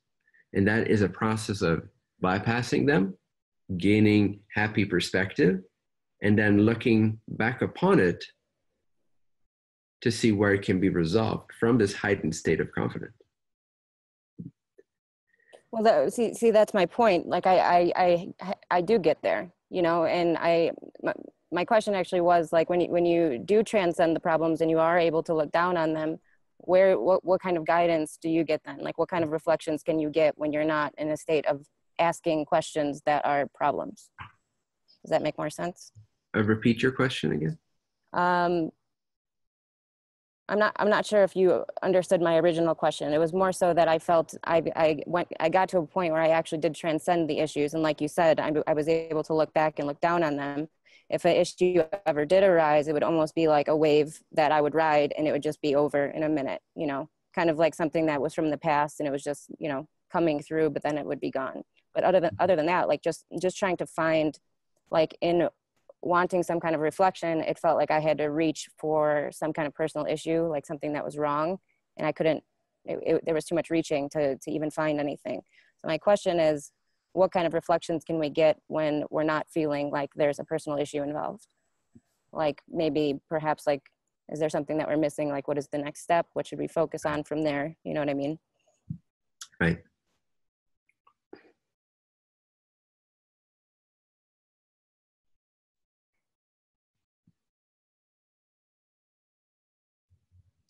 Well, I still want to bring it down a little bit, meaning it's not really down, it's just making you more grounded, is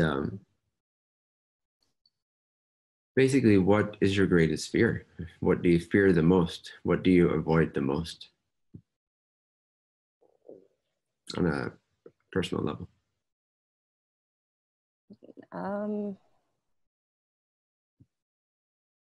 Well, see, then I would have to go backwards.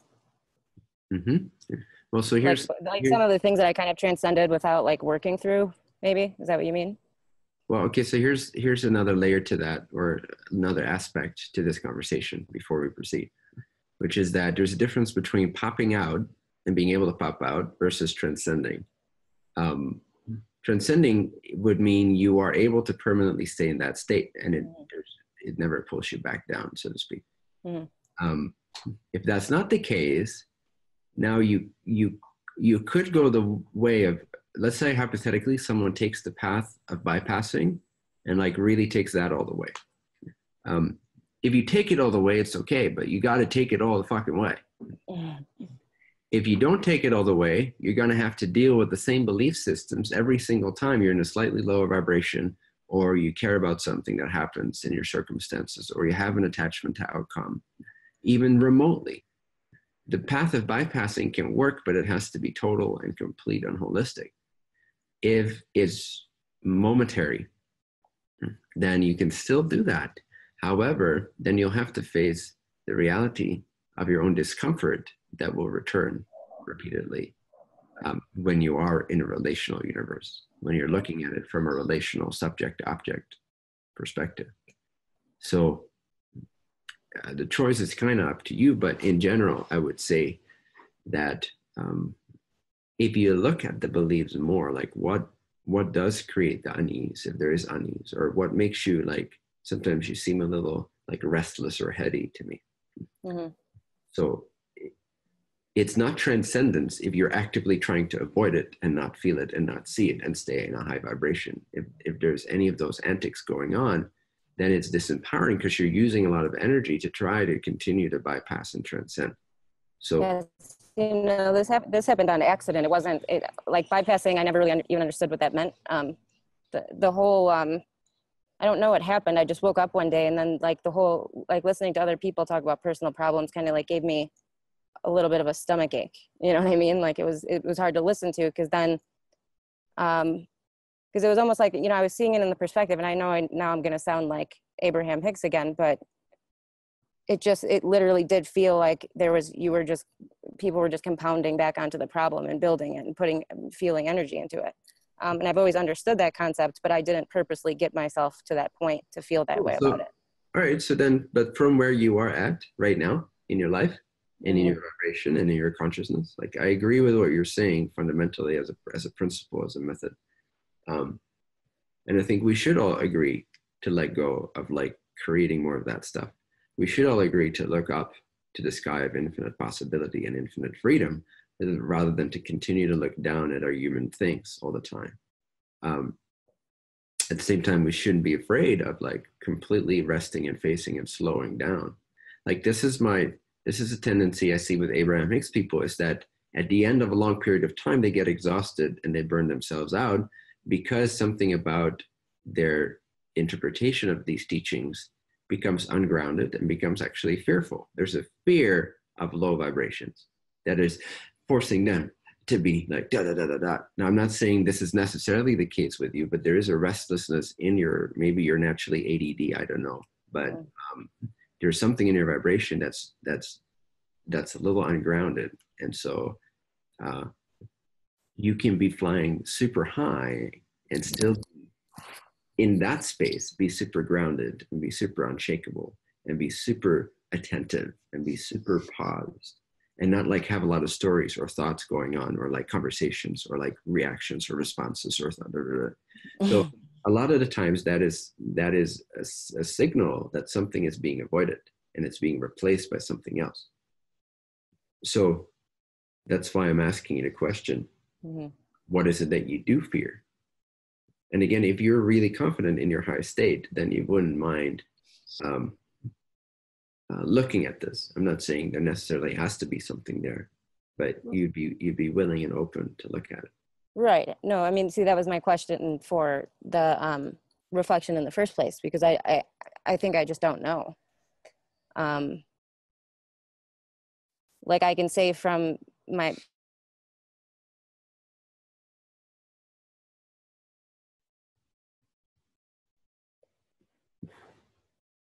Bye-bye.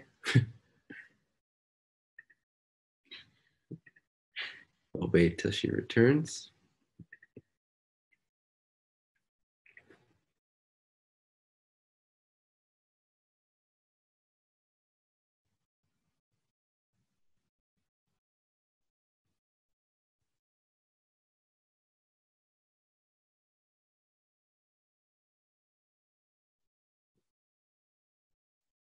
And just in case she doesn't, does anyone else have a question? Ideally, someone who hasn't been on yet. I want to give more people space. So Jessica's been on like 28 times already. With good stuff, but create some space. Anyone who hasn't been on yet, that would like an interaction right now.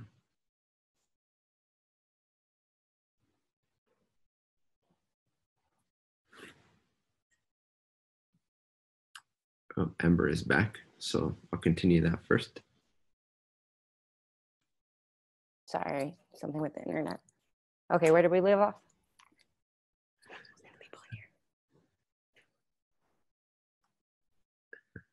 Sorry. That's all right. What keeps coming up for me is I'm curious about your childhood, like any abuse, any unworthiness being peppered into your system in some way, anything like that, because you carry some of the signature vibrations of that. Yeah, it was pretty much all of that, I would say, from my parents. Very perpetual, like, not just like on and off, it was all the time. A lot of, like anything that I said was stupid or you're not good enough. If I made a mistake, I did it on purpose just to make my dad mad. There was a lot of physical abuse, and then my mother was an alcoholic, in the sense where, like, not just like, I mean, a functioning one in the sense that she's like a multimillionaire, but she is a very, it would turn her into an absolute demon. So I would have to deal with that. And at the same time, I could understand that that was not her, but it's still hard to listen to the things that would come out. You know what I mean? Mm-hmm. So, yeah. So therein lies the nature of your ungroundedness. Let's just call it that. Mm-hmm. And so because that conditioned you to believe certain things,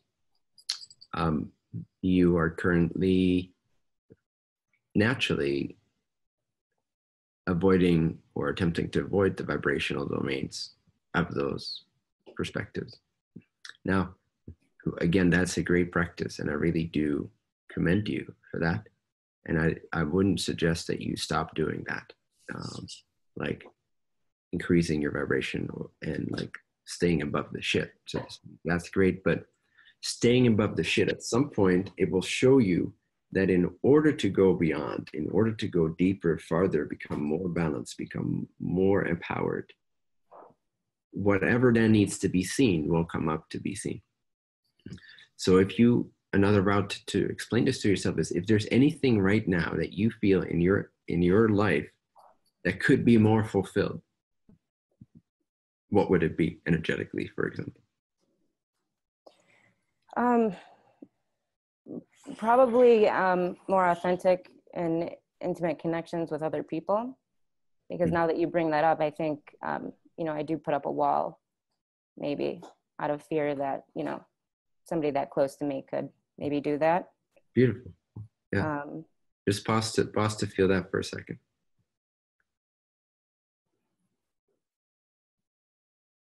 But also, there's something bigger. It's my mind automatically goes to something else. For some reason, like very rapidly, I've been able to become more of myself, and have less fear of communicating myself, which in the past was an absolute nightmare because of the way my dad would kind of shut down everything that I said. Is literally would call me retarded all the time, so but I think also the idea of being like my authentic self without some kind of like overlay of needing to be something else that people expect me to be is also an issue. Mm-hmm. That's something I would want. Yeah.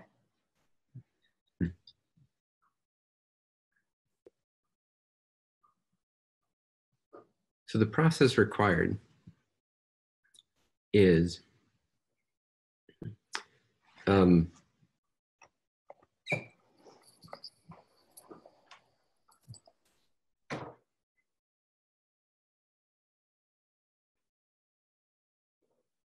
the process required is, one sec.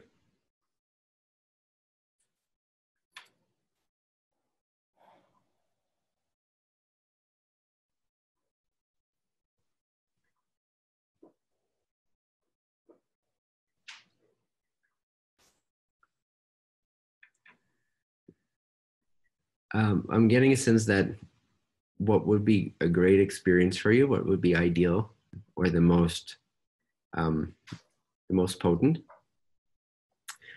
is to actually sit with another entity, another person, or ideally non-person as much as possible, that is able to just hold this very peaceful state for you, that's able to hold the confidence of that everything is all right, like, and that actually everything is okay, like all of it, like everything about you, anything about your past,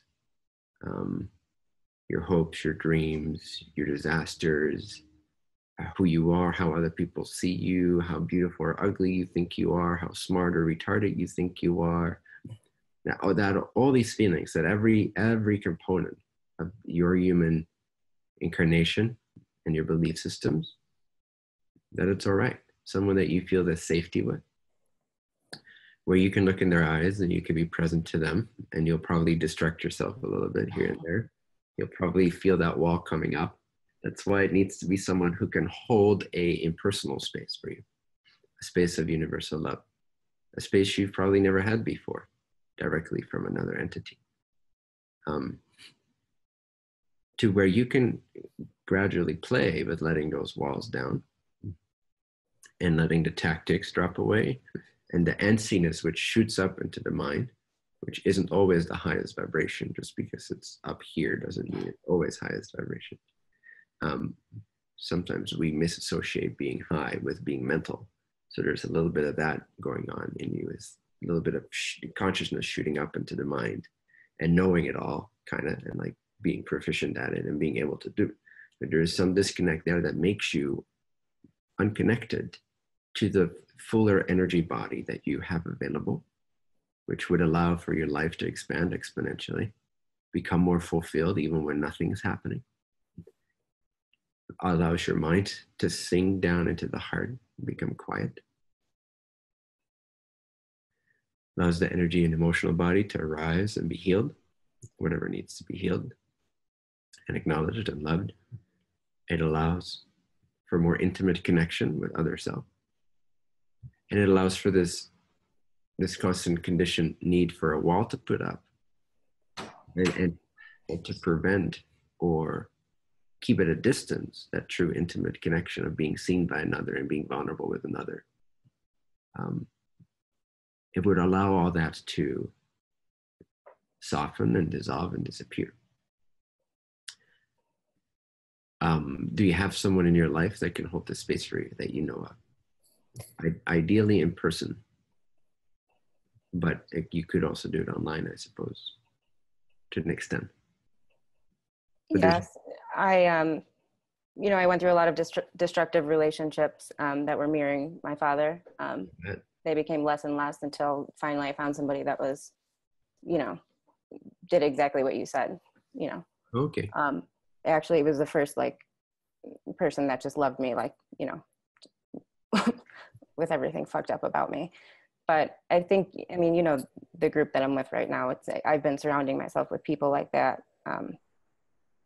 And like you said, that's what solves the problem. But like you said, is there some kind of, maybe there's some kind of bypassing going on even with that, would that be the case if I was around somebody that, potentially could be similar to my father, you know what I mean? Because then that whole energy comes back, so even if I did spend all of my time, with people that could hold that space, is that also bypassing?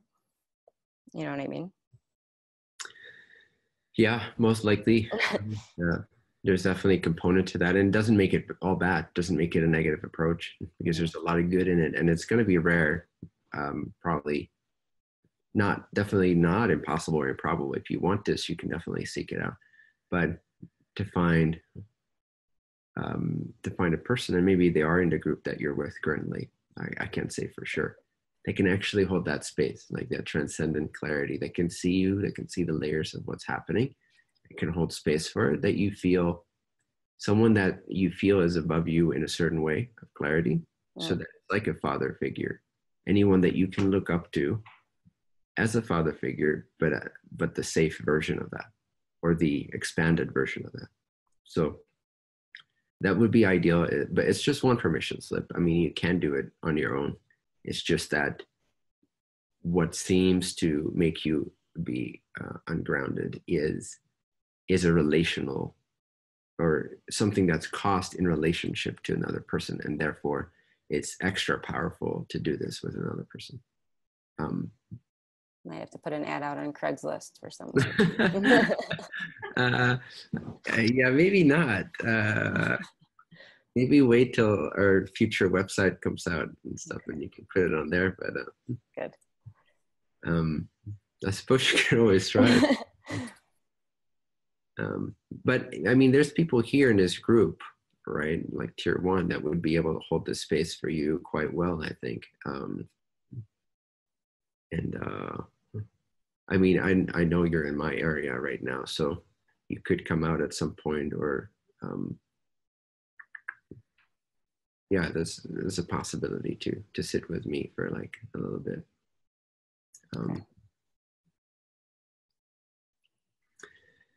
That feels like the most potent and direct permission slip for you.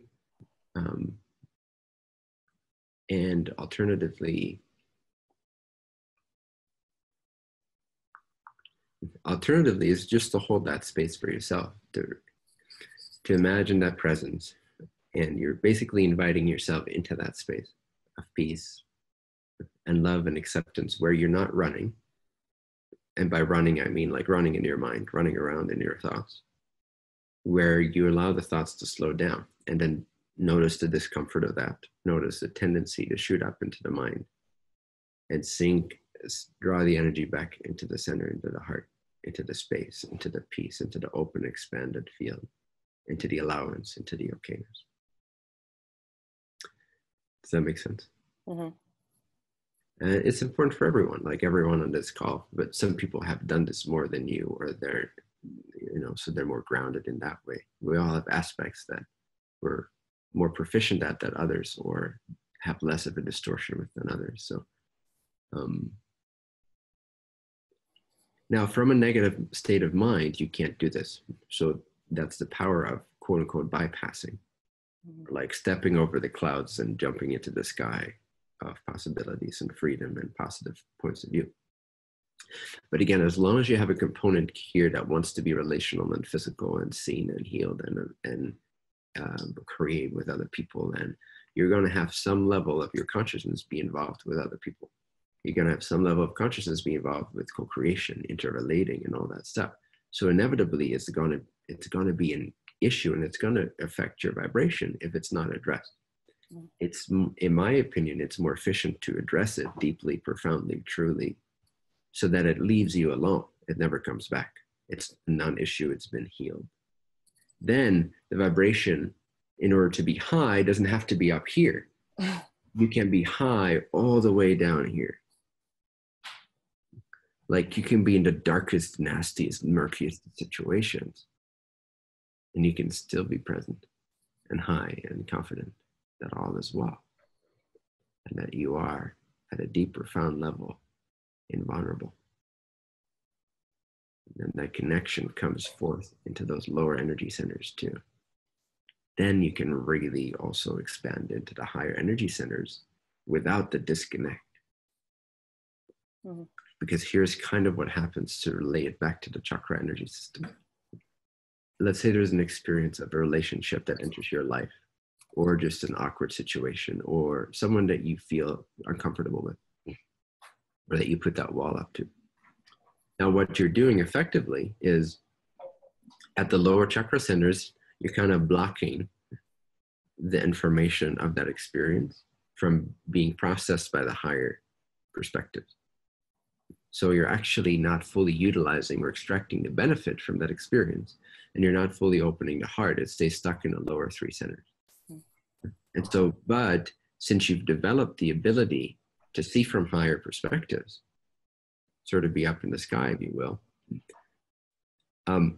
you can still go there, but it will not relate to that situation. So you're effectively ignoring the situation that's currently being brought into your life as catalyst for learning, growth, expansion, harmony, balance, healing, empowerment, ascension.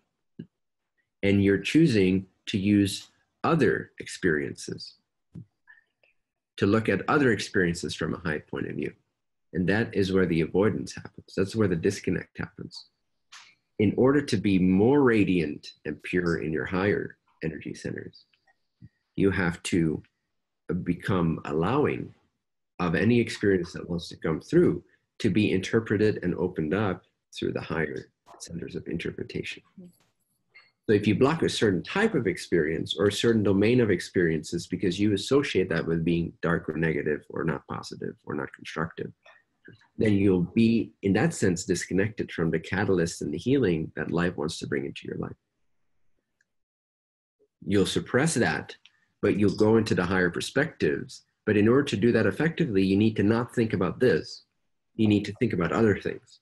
And that's where the mind can go like always make sure that I'm like not really looking at this thing, but always like, oh, I'm not going down there. So then we get not this. a squirrel. What? It's like a dog looking for a squirrel. Squirrel. Exactly. Yeah.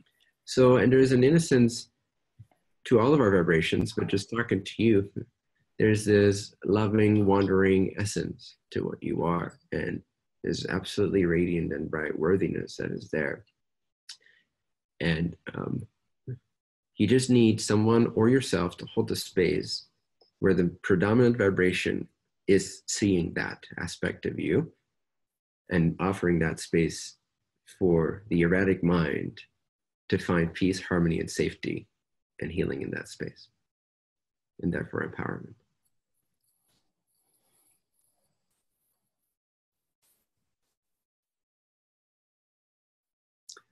Cool. Tina just offered to chat with you online, just so you know, in the chat. Okay. And a few others too, I see. Oh, Tara. Nice. Oh, by the way, I like your idea, Tina. I've somehow forgot about that, but that's exactly what I had in mind. Just randomly pick people. Yeah. Cool. So Ember, thank you for sharing. Yes, thank you. I feel this is good for now. This is like initiates like a new little awareness, a new dimension to it. And I just want to encourage you to understand that you really, really have nothing to fear. You really, absolutely have nothing to fear about any of those processes that may come up, or old perspectives or old memories. They're going to sting a little bit.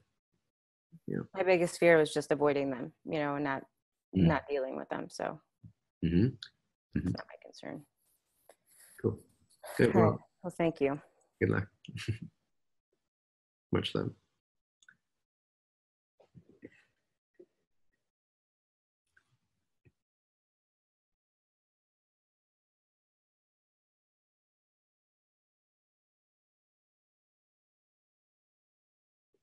So, Bor. Hey. Hey. Tina told me to pick people, so I'm just going to pick some people here. Let's see, where are you at? Hey. There you are. Cool. How you doing, buddy? Good. Nice. Thank you. What's your edge currently?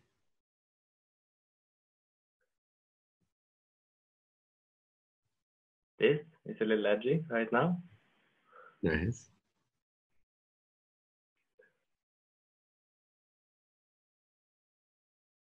But more general in my life.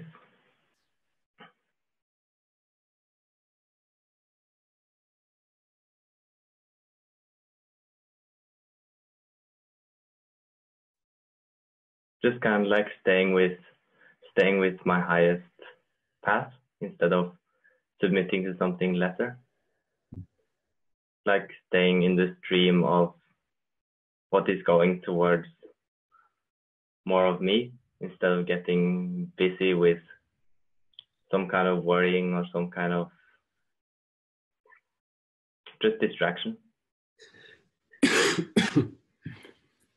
What would you say would be your main distraction?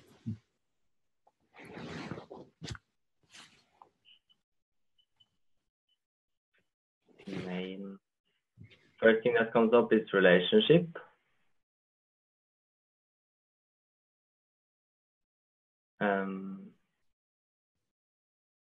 More central, I think, is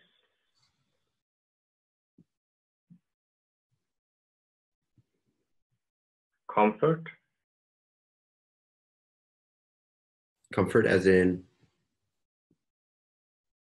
As in the past, as in what I already have established, instead of going for the highest, the newest. Nice.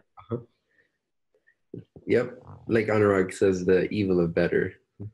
Like once we have something that's pretty good and it's better than what it used to be, and then we can get kind of blinded by that. Or like get comfortable or like get attached to it because we're doing pretty well. And it's like a reflection of our passion. And so we stop innovating to an extent for a period of time. We can fall into the trap of slowing down our innovation. And it's always going to go like this. It's always going to have like, breakthrough, a little bit of comfort and getting used to and integrating and mastering, and then boom. But yeah, you're right. We have to be careful not to like let it become its own attachment and prevent that endless impulse to always grow and expand and clarify ourselves. What about the relationship is most distracting?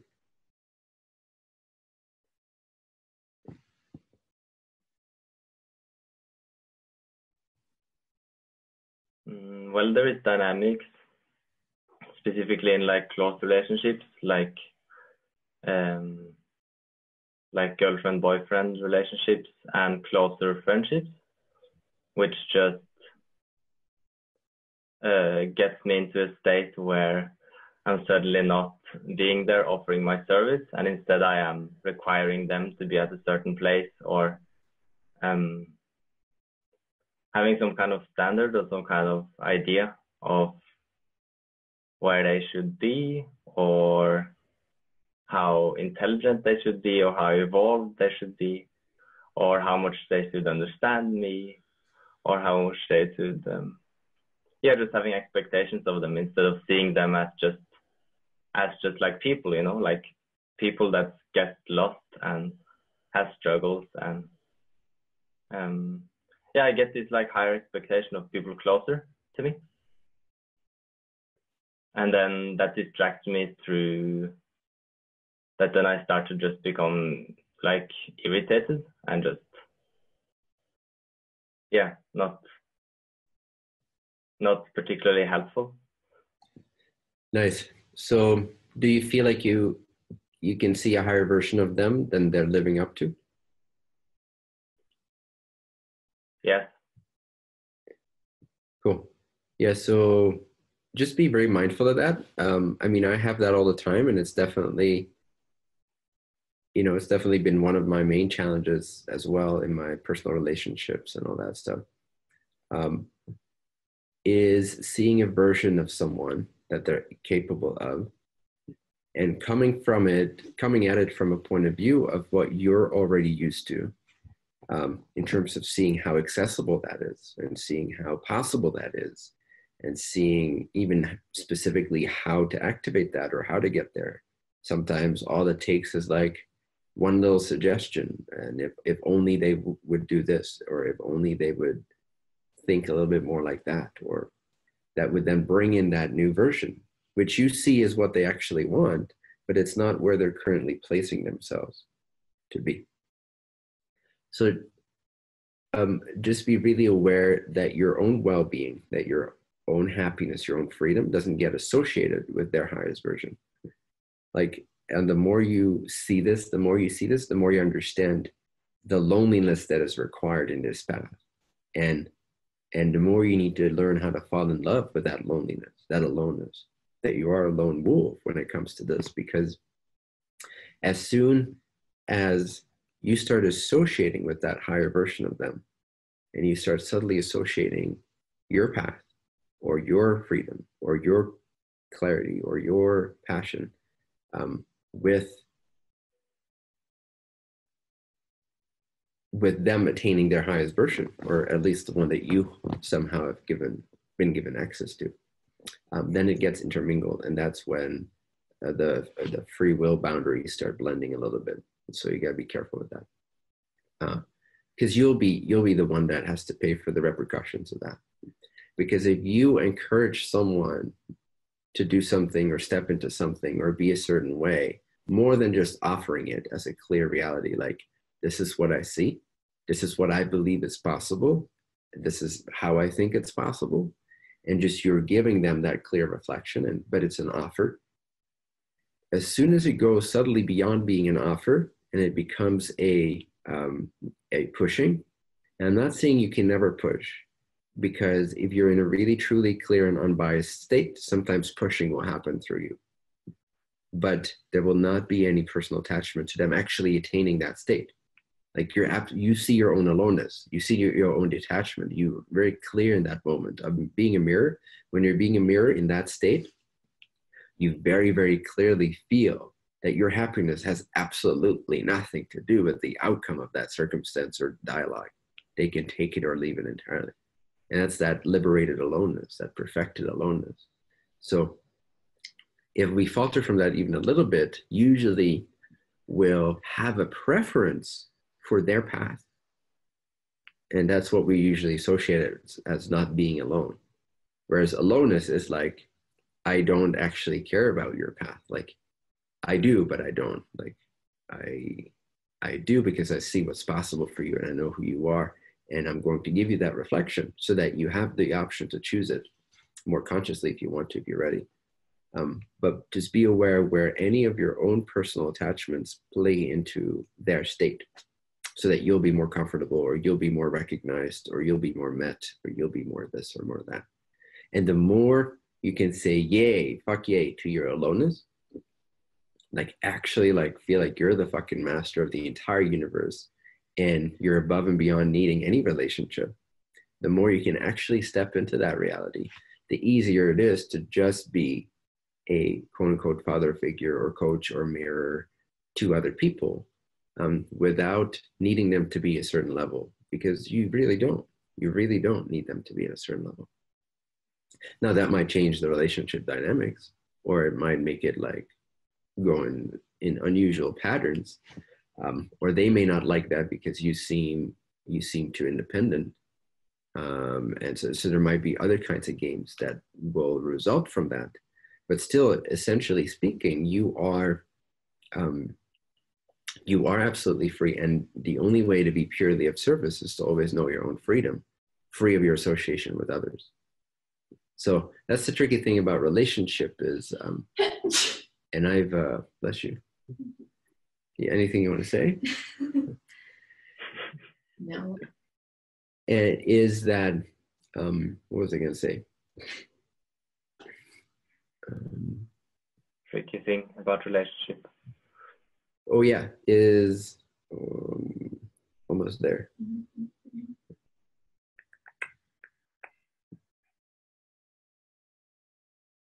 Fuck. It'll come back to me in a sec, or it won't.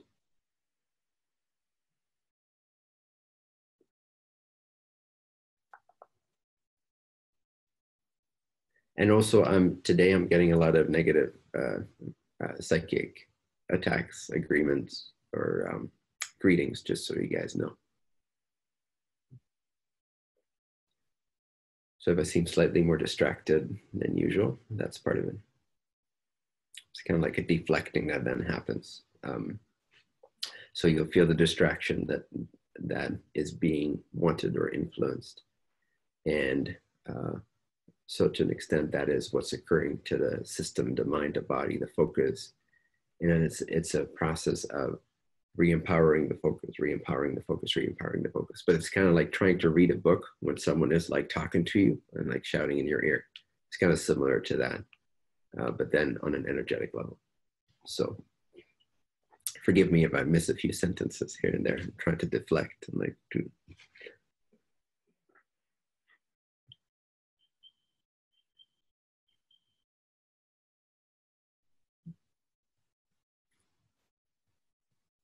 I wonder why. I wonder why now. What's the purpose or the relevance or the potential here that doesn't want to be tapped into by this group in this session? Because that's usually the reason behind a more powerful psychic reading, is that they read into the potential of the probabilities from that non-physical point of view. They can read more into those probabilities. It's like a chess game where you can see steps ahead. So then usually it's because they see that there is a potential for a very potent release or activation that wants to be avoided because of the ripple effects that would have in the collective.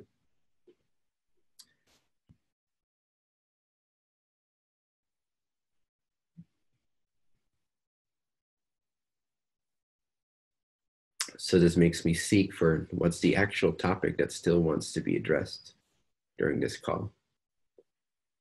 And if not now, then in a recorded video that I can post to the group maybe after, if right now it's not going to fully click in.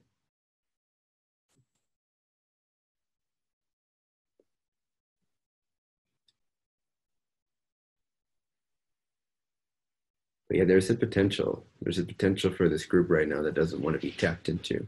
Well, it wants to, but you know, not all agendas like that.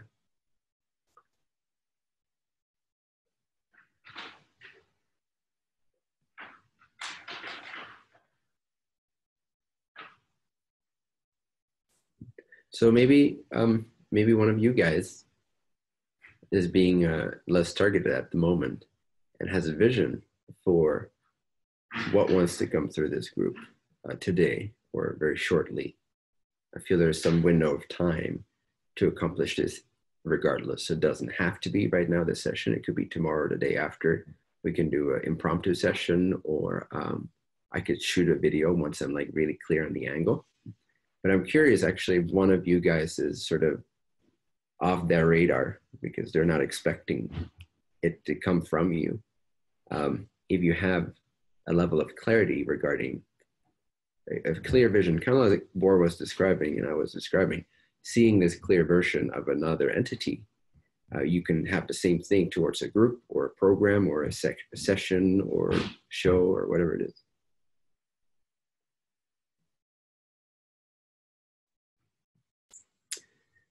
In the meantime, I'm trying to answer Matthew's question. Is the potential for healing not massively increased in the realization that it never actually happened? Yes, but now you're talking high-level interpretation, which you could do. Again, you could do that. So that's kind of crown chakra realization and beyond, is that whatever it was that catalyzed your distortion as a child, for example, the realization that it never happened, but it has to come from a direct seeing. It's got to come from looking at it, because the higher centers, they can only interpret what's completely held in view. So it can't just be a thought. Then it would be a bypassing kind of thing. And that could work temporarily, and it could help you gain perspective that then makes it easier to meet that past experience with a greater degree of clarity and brightness and the realization that nothing ever happened.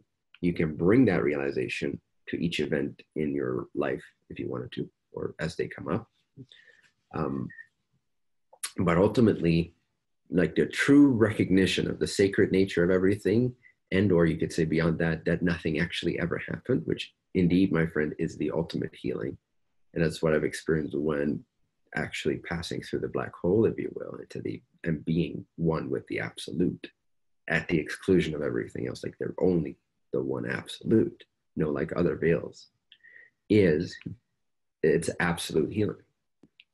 It is, again, like I've described it sometimes as 10,000 lifetimes dissolving or healing themselves in less than a second. So it's like this full soul release. So yes, but it's not generally something that will go that deep if you're just mentally repeating, oh, my sexual abuse or my physical abuse or my verbal abuse as a child or my unsupportive parents never happened. It's got to be through actually facing it and being comfortable enough with it and courageous and confident enough that you can rest with it. You can allow it to come up, to bubble up in view, while not being distracted by it either. Like there's a difference between allowing things to be as they are, allowing them to be seen and experienced, versus indulging the story, the narrative about it, right? So also to harken back a little bit on my conversation with Amber, my advice also for her would be to really clearly see that I'm not suggesting she goes into story mode. Okay, when I say feel your feelings, so to speak, or like allow what comes up to be fully seen and accepted and rest with it. Don't flee from it. Don't fear it. Hold your ground. Hold your presence. That's not the same, very important distinction. It's not the same as saying or suggesting, believe in the beliefs that created that belief or that feeling. right? So you want to look at it. This is why sometimes you have to step out of your bubble and bypass, gain a new dimension of awareness that you didn't have before, and now bring this new dimension of awareness, or allow that ground to be held when your ceilings, meaning the belief systems that prevent you from going higher and fuller and more balanced and more whole, where your ceilings are showing themselves. The ceilings are the beliefs that actually need to be addressed and transcended in order to be more fully yourself at that phase in your life. And they'll naturally come up. You'll naturally find that you stop functioning properly, or you'll attract some physical catalyst and challenge into your life, so that you are forced to sort of ask yourself where this comes from.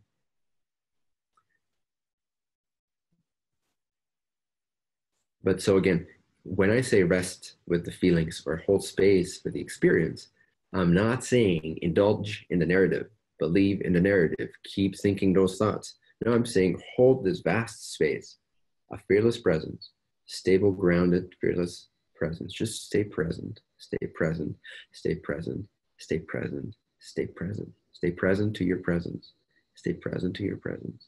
Stay present to your presence. Don't go into the avoidance thoughts of like Abraham Hicks kind of style, or the creating thoughts, for that moment at least, for the healing moment, the therapeutic moment. Don't go into any thoughts. Neither the narrative regarding the story. Don't indulge in it. You can witness it, but don't get caught up in it, right? And that's kind of what Emma was hinting at, to not get caught up in it.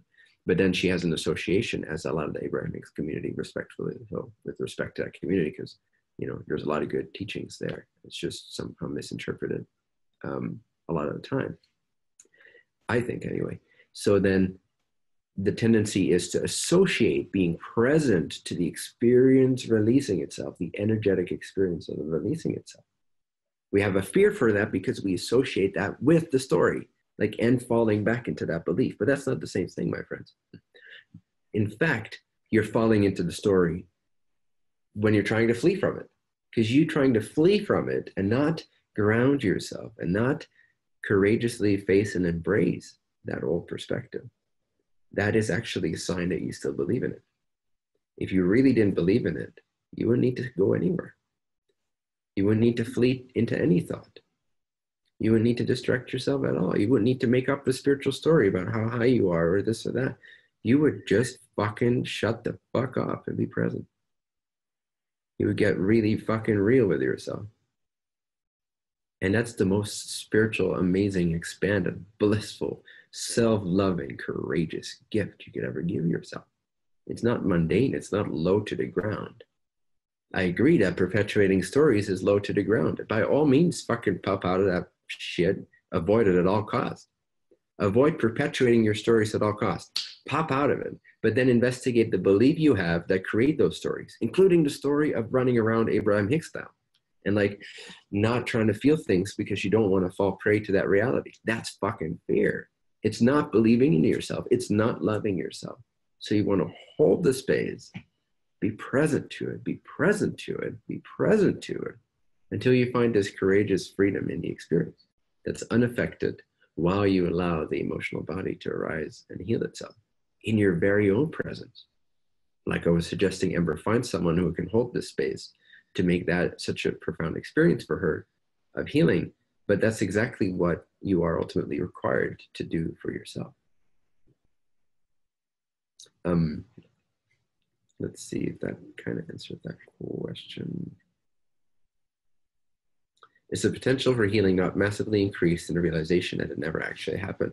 Yes. So once you've faced it bravely, courageously, trusting yourself, again, trust yourself to be able to see through the pain as it's being felt and acknowledged. Again, the only way to have the ego die is by loving it to death, really.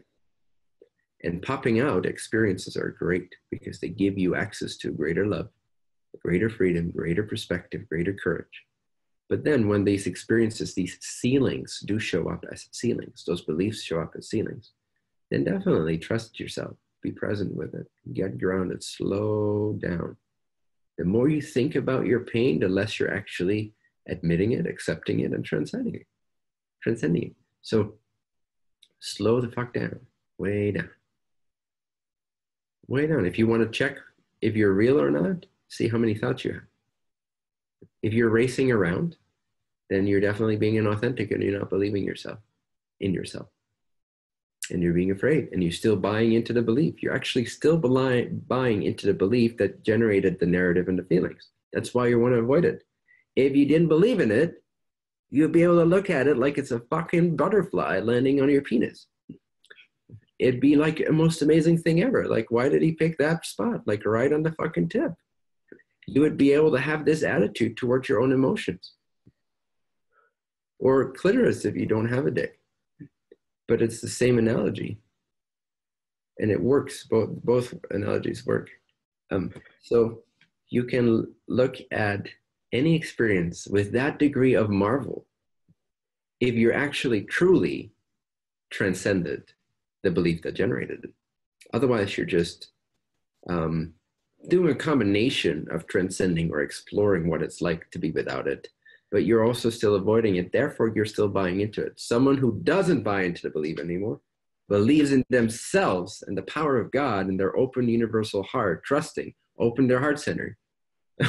You're trying to crawl underneath the screen? That's an epic blooper right there. So what was it saying? God damn it. Anyway, you get the point. So you want to phase the experience. If you're still buying into it, that's the only reason why you would avoid it. And how can you tell? You're thinking too much. You're too goddamn busy in your mind. That means you don't love yourself. It means you don't trust yourself. It means you're afraid. It means you're buying into the narrative, even though you say you're not. And you're trying to replace that narrative with a lot of other things.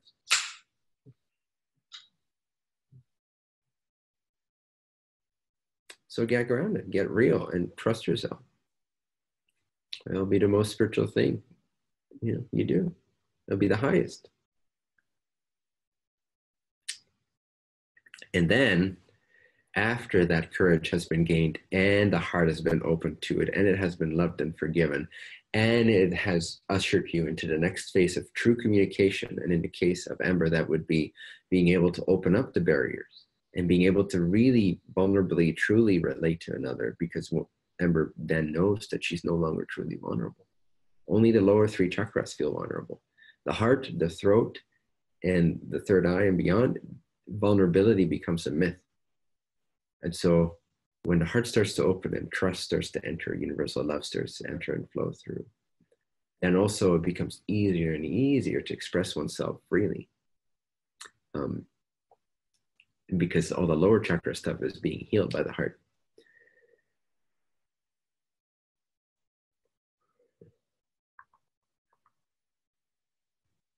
Then when that acknowledgement is there, when the courage in self, the belief in self is there, demonstrated by being able to slow down the thought process, which usually equals the avoidance process. Allow it to be seen, rested, recognized for what it is, acknowledged, loved to death. Then the process can go up higher into, oh, I understand why my mommy did this, why daddy did this, why I felt this, why I avoided it, and the perfect timing of me getting back to it, why it became a ceiling to my expansion, et cetera, seeing these universal connections, these bigger and larger contexts. It will go through that, pass through that center of interpretation, and then it will begin to enter into the realm of seeing the perfection of it all, which is, at that point, it's not avoidance, it's not bypassing, it's actual fucking acceptance. It's actual direct in total stillness, total presence, total fearless presence for any emotion that may come up. There is the resonance of the vibration of perfection, the sacred nature, the holy spirit nature of all phenomena, including the trauma appearance, seeing that it's actually made up of love, isness, awareness, and it's inseparable from the God state of yourself. And then beyond that, to see that it never actually even happened. Yes, if it's a true ascendance through the levels of interpretation, beautiful, Matthew. But if it's just a thought based on a teaching you've heard that you want to use as an affirmation, you can forget about it. You're not going to see that nothing ever happened. unless there's such a profound, intense desire to penetrate into that true state of reality. But then even like when you settle down from that and you come back into this incarnational experience for a while, you're going to veil yourself from that again, at least to an extent. Now, there'll always be a little opening because you've penetrated it, but it's going to close a little bit. The aperture is going to close. Not as much light is going to come through. And so then unless you've actually embraced and dealt with and healed those perspectives, you're going to still and once again operate from them and try to avoid them using the memory you have of that experience. So really, in general, I would say, unless you're a fucking miracle wonders seeker child who's at their very last lifetime throughout all densities, unless that's truly the case for you, I would say face everything. Slow down. It's the fastest way up. Just slow down. And then it will actually happen, because now you're channeling an intelligence that's already here for you. It already wants to heal everything. It already wants to help you and uplift you. You just got to be present and fearless enough to allow for that process to do itself and finally undo itself. But if you're not slowed down, which requires courage, if you're not slowed down, you're just running around like a fucking idiot. And you're not actually going to get to the bottom of anything. Rare cases, rare exceptions to that rule. And even for every single individual, there's rare exceptions to that rule, meaning there are genuine pop-out experiences where you bypass a lot of things and it's okay. And it's a beautiful remembrance of the higher densities of consciousness and stuff like that. And that's great. But it should be your go-to shtick. Your go-to shtick should be to become more present, more aware, more grounded, not on earth necessarily, although there too, to an extent, but grounded in being, grounded in fearless, all-embracing, all-welcoming, slowed down, peaceful awareness. That's what you want to ground in, because that's what's always here. That's the I am. And then the intelligence will start to teach you very quickly. And it'll start to navigate things and actually ascend your whole reality, not just your partial thoughts and then make you insane and like disconnected, but it will bring every component of yourself up into the higher densities. And as long as you have a gradual journey, that would be my main recommendation.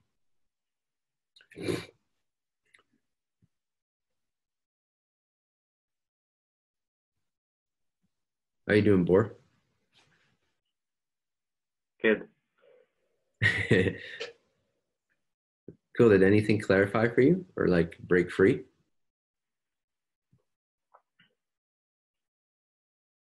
Yeah, some responsibility let go. And I think I'm going to rewatch it and see what more drops in through what you said. Nice. Yeah, it's always better to listen to this stuff. I'd say at least 2 times. Because the first, there's a massive difference. There's a smaller difference between the second and the third time. It's still a beneficial difference. I still recommend doing things 3 times usually, or more. But there is a massive difference between listening to something once versus twice. There's just because there's an inherent handicap in the conscious mind and the subconscious in the way they interrelate when you hear something for the first time in that way, even though you've heard it differently. But if you hear it for the first time, and the life quality of that, the spontaneous, like you're processing as you're hearing it. Whereas the second time, you've processed it and now you're actually hearing it. So with all these courses, with all these sessions, I recommend you guys at least watch it twice total. 3 times recommended, but at least watch these sessions 2 times. Because you're going to come, the second time you're going to listen to it, 80% of it is going to have had some time to integrate. And you come at it with a platform, with a foundation, to then really listen into the details of what was shared and where it was shared from. And you start noticing entirely different things.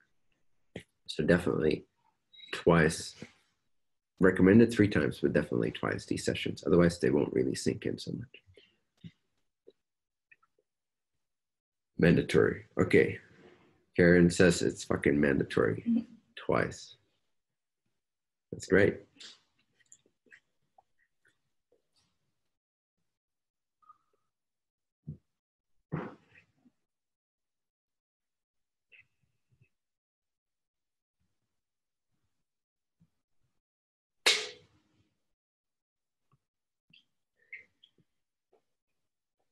Emmeline, it's not just a strong theme in me that wants to be seen, though it has been a strong theme for me for sure. And by has been, I mean like that's part and parcel of my blueprint. But the aloneness thing is an essential archetype, and maybe that's what you meant too. So just to refer everyone, she said, aloneness seems to have been a theme in some of your posts since Jocelyn's blog post. It's actually always been a theme in a lot of my posts. Maybe not always using the words, but it's always an exploration that I think is actually really exciting and is cutting edge for a lot of people, especially leaders. Any leader, eagles fly alone kind of thing. Any leader in any field, or anyone that even sees more than most people around them do, there is the archetype of loneliness, which then turns into aloneness, which then turns into all oneness and stuff. And it's a tool for liberation. It's a tool to really set free the leader and empower themselves. It was also something you mentioned in your message about the glass vase. Yep. So yes, this feels like a strong theme that wants to be seen. So not sure if you mean in general or for me personally. I can guarantee you this is a theme that I'm well aware of in myself. But I think it's very helpful to address this as an archetype, which maybe that's also what you meant with just in general, it's a strong theme that wants to be seen.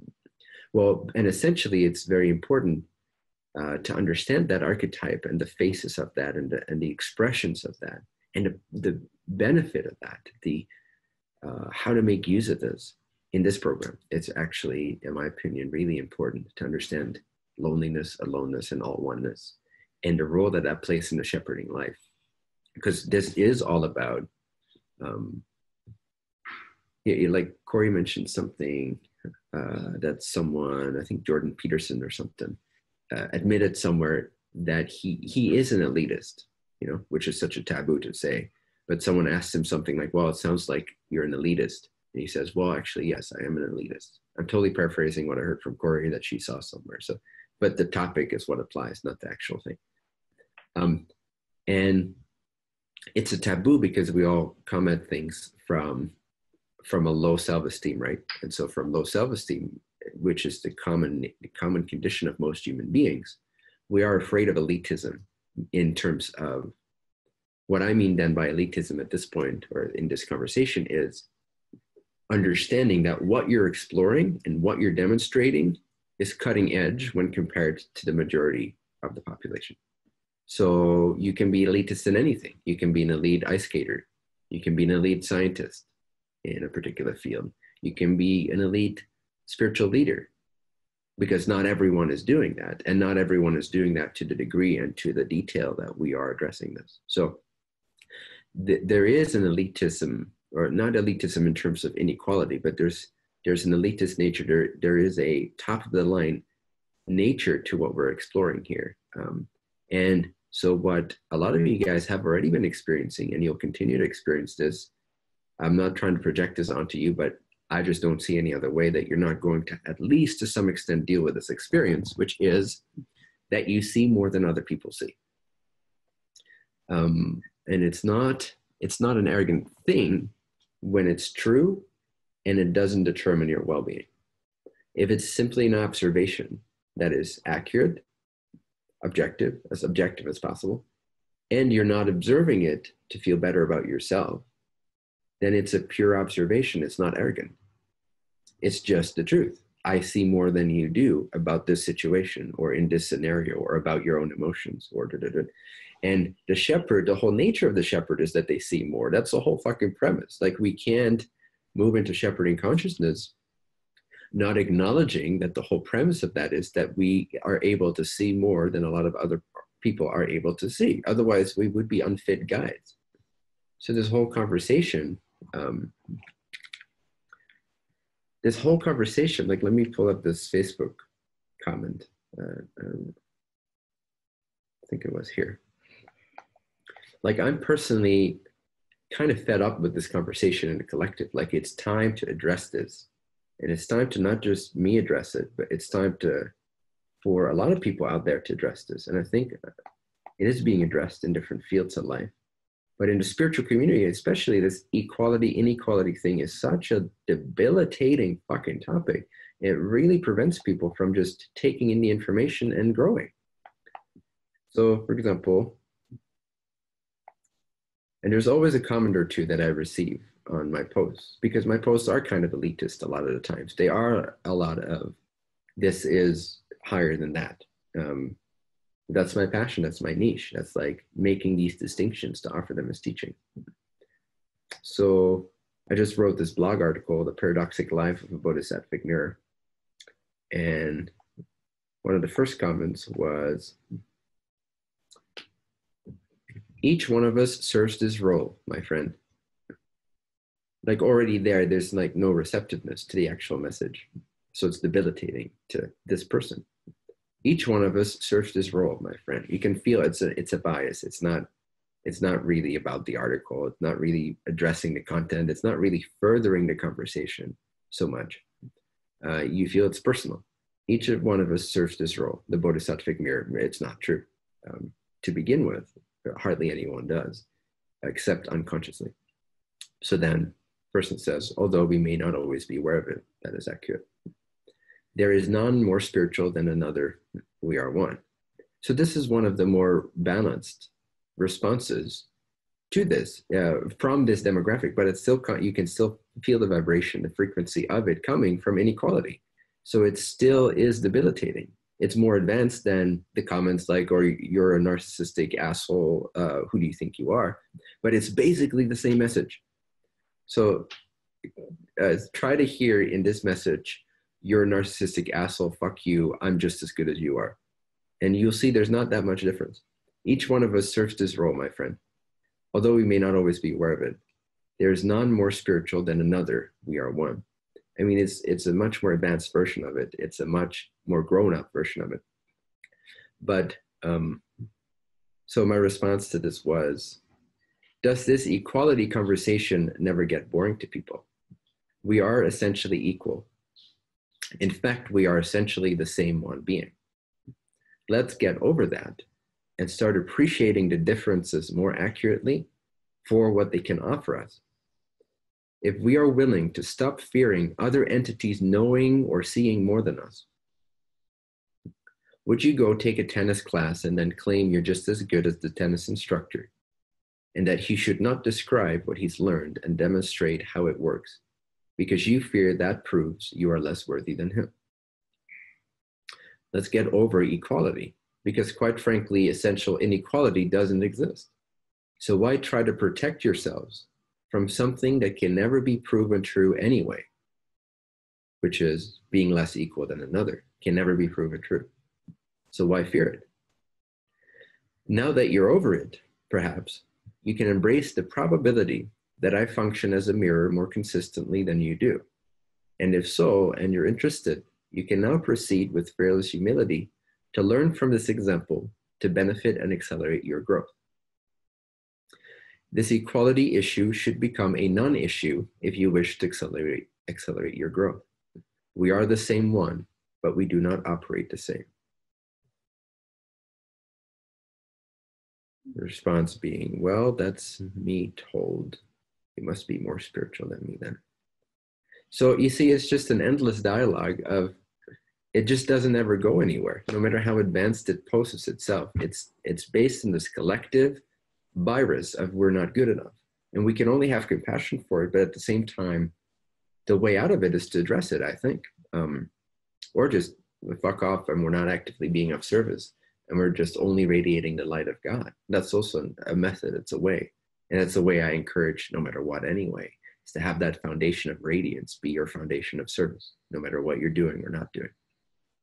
But if we're wanting to have a quote unquote spiritual political conversation with the world and the people we're interacting with and ourselves, that allows us to grow up as human beings, as spiritual adepts on this planet. If we want to upgrade spirituality, then to an extent, we got to get a little political, spiritual political. We got to have people see their own thoughts and the flaws in their own thinking and how it's debilitating to their process.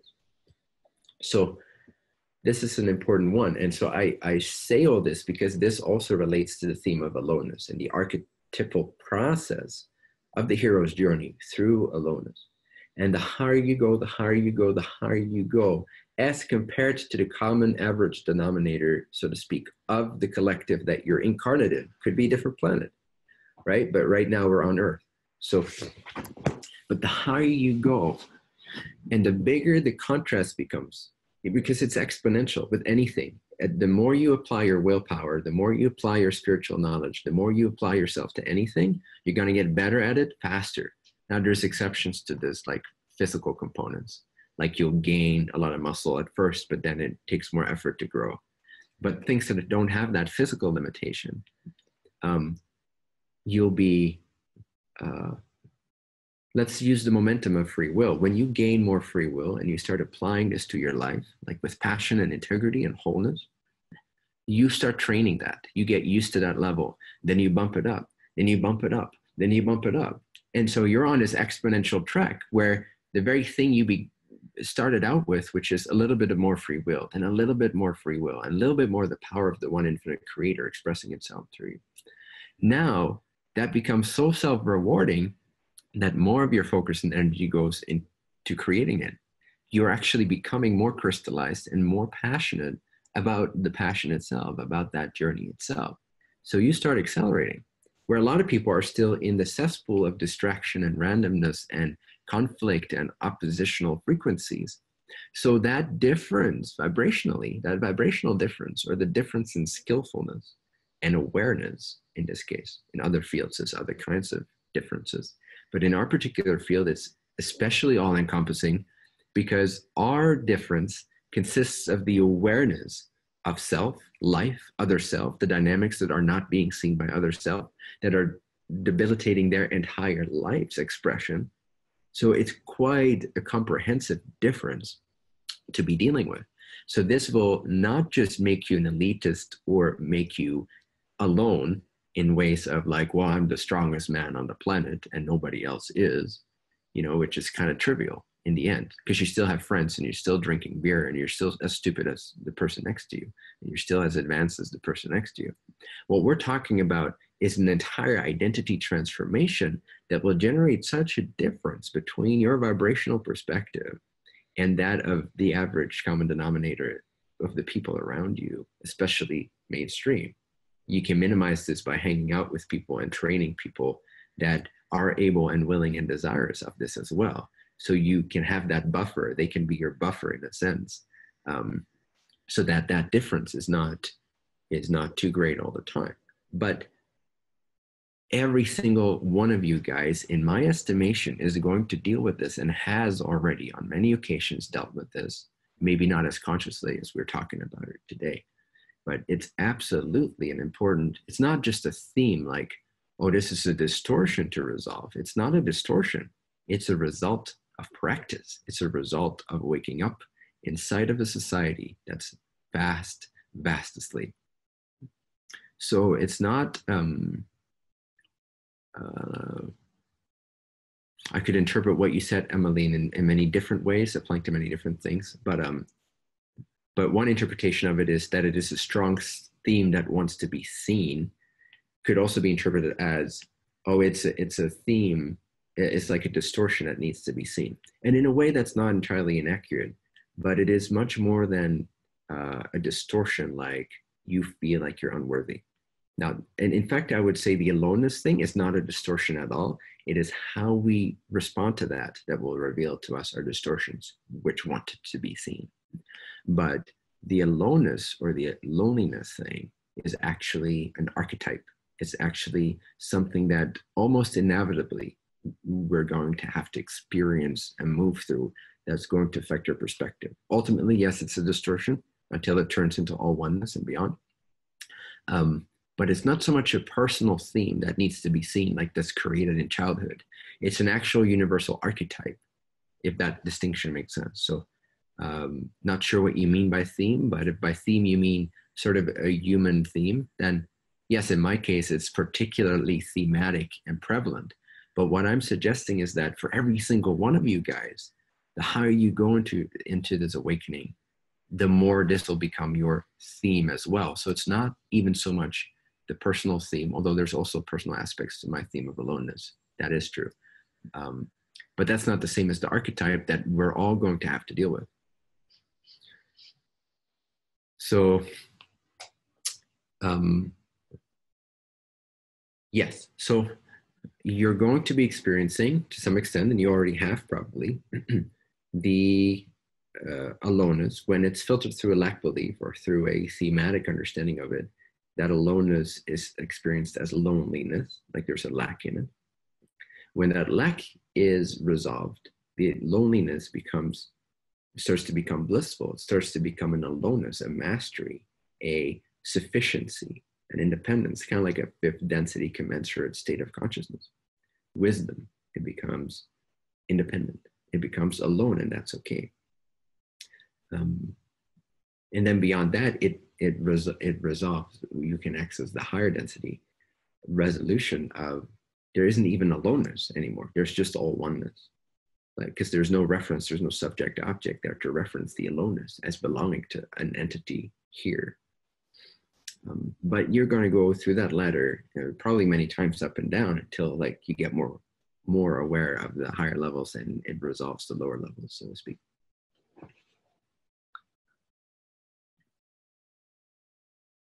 So then obviously,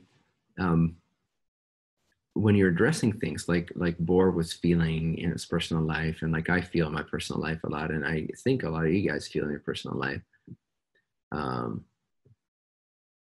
when you notice a difference between your vibration and that of another entity, very simply put, your vibration is higher, and the vibration is higher, you see more, you're more aligned, you're more integrated, you're more expanded, you're more powerful, you're more potent, you see more, you're faster. And so you see faster, so to speak. That creates a vibrational difference that very, very, very quickly in our collective currently is interpreted as you being higher than, or like, which is true, vibrationally speaking, but it's interpreted as you're considering yourself as better than them, when really all they're doing is they're considering you better than them, because they're coming from this perspective of I could not be good enough, I could not be equal. People that fight for equality really don't understand the irony of it. Same with the empowerment kind of movement. It's that sweet irony of just not seeing its own filter. And because fighting for equality, like saying we're all equal, it's like confirming that you believe the opposite. How dare you say that? We are all equal. Well, then why was what I said a problem?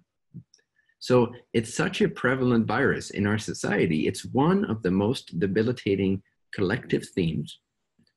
Debilitating to what? Debilitating to happiness, growth, social harmony. The reason we're so fucked up as a society in a lot of the levels, not all levels, not everyone, not all groups, but if you just sort of consider mainstream as one sort of chaotic cesspool, and you see all these arguments going back and forth endlessly by the fucking millions every day, you see that one of the main issues people have and carry with them so deeply is inequality. So if only we could show people somehow through dialogue, through spiritual political dialogue for mainstream, and through meditative satsang type of experiences for the more advanced people, the more spiritually minded people. Because then it really deepens, then it really becomes experiential. But for a lot of mainstream-ish people or beginning spiritual seekers, that isn't quite as relatable yet. So they need a more spiritual political conversation to draw them in to see the flaws of their own thinking so that they can open their minds and wake up to something more truthful. So yeah, it'd be amazing for all of us to really become aware of this collective thing and intelligently address it. And also, like, the more that I'm the only person, not that I am really the only person, but as long as it seems like I'm predominantly the only person that addresses some of these topics and some of these perceptions, the easier it is to shoot me down, both literally and figuratively, and the less likely it is that the message is actually received. So I encourage you all to become more, without indulging it, as much as you can without indulging it. I do encourage you all to begin to open yourselves up. Some of you more than others. Some of you are more natural at this than others. But to open yourself up to, in the relative world, sometimes take a stand for a particular counter perspective that the civilization can grow from, rather than staying absolutely wishy-washy. Again, depends kind of on how you want to be of service, right? It's different for everyone. I'm not saying you have to or should in order to be a shepherd, definitely not. But it is a big component of how we can make a big difference, in my view, in the collective, and really cast a big net, like cast a lot of ladders out there, that even if you fucking pop out of creation, so to speak, or we all go live on a fucking blissful island and we never say a single word to each other again, hypothetically, like, you get the image of it, that still, even though we are absorbed in the bliss of the self and the harmony beyond polarity and duality, that still there's ladders out there, there's steps that we've laid out there using the instruments and mediums of technology, media, implementation, like school structures, courses, all that stuff, and our past expressions still being available online and being reused, like blog posts and commentaries and videos, that even if you pop out, there's this whole trail for people of all demographics to follow. I'm kind of just projecting here, or not projecting, but sharing my journey in terms of my plan or my strategy around this, is cast as wide a net as I possibly can. Capture, meaning appeal to as many potential demographics or sub-collectives as possible, be able to speak to all these lack beliefs in a way that they specifically can hear, with the nugget of the message that there is a way out of that suffering. Do this all over the place, in as many different ways as you feel you are equipped to address. My problem is that I see too many demographics, so I become too many things, and then it gets confusing for even some of the more advanced followers, because it seems too like all over the place, and maybe it is. But I want to cast as wide a net as possible, make that net as visible to people as possible, and as easy to grasp and as easy to use as possible. So that at the same time, that ascension and really diving into being of service vibrationally more so than anything is simultaneously stepped into more and more and more and more. So the higher we go, the more we also leave a breadcrumb trail for others to follow that path down the road. Doesn't have to be now. You can seed it right now. Maybe people will take it on 700 years from now, who knows? But you're like, send that out there, send the breadcrumb trail out there. Don't limit your own growth too much, but also consider the value and the beauty of including as many people as possible without driving yourself nuts, which I'm guilty of sometimes. Taking on too much responsibility, which is part of the more personalized theme that can come with the aloneness, loneliness thing. So if it's filtered through a sense of taking responsibility for things that either aren't your responsibility, or maybe they are, but they're your challenges because no one else seems to understand these challenges. And therefore it feels like it all lands on your shoulders, so to speak. So there's that story that I've been working with ever since I started this path, really. And it's only in recent years that it's really started to mellow out and reveal the light that's underneath that. So there's that personal theme, but the aloneness is an archetype which I think all of you guys are going to experience more and more and more. And less and less and less, because you have each other now, right? So there's a level of pioneering you no longer have to do because we're all together as a group, because the teachings are laid out there, right? So you're probably going to deal with less loneliness distortions, or you don't need to deal with them as much as I had to, pioneering these teachings and pioneering these articulations and these communities and these implementations and platforms and all that stuff. So you're going to experience it to some extent regardless, going forward into your own path, your own creations, maybe your creations in accordance with Trinfinity or in collaboration with Trinfinity. So you're going to deal with it to an extent anyway, like on many different levels. This aloneness thing will be seen and will be a beautiful gateway into greater liberation. But you have each other, like, so, you know, you're never going to feel fully alone, you know, or you don't have to anyway, not as much. So that's a good thing, I think.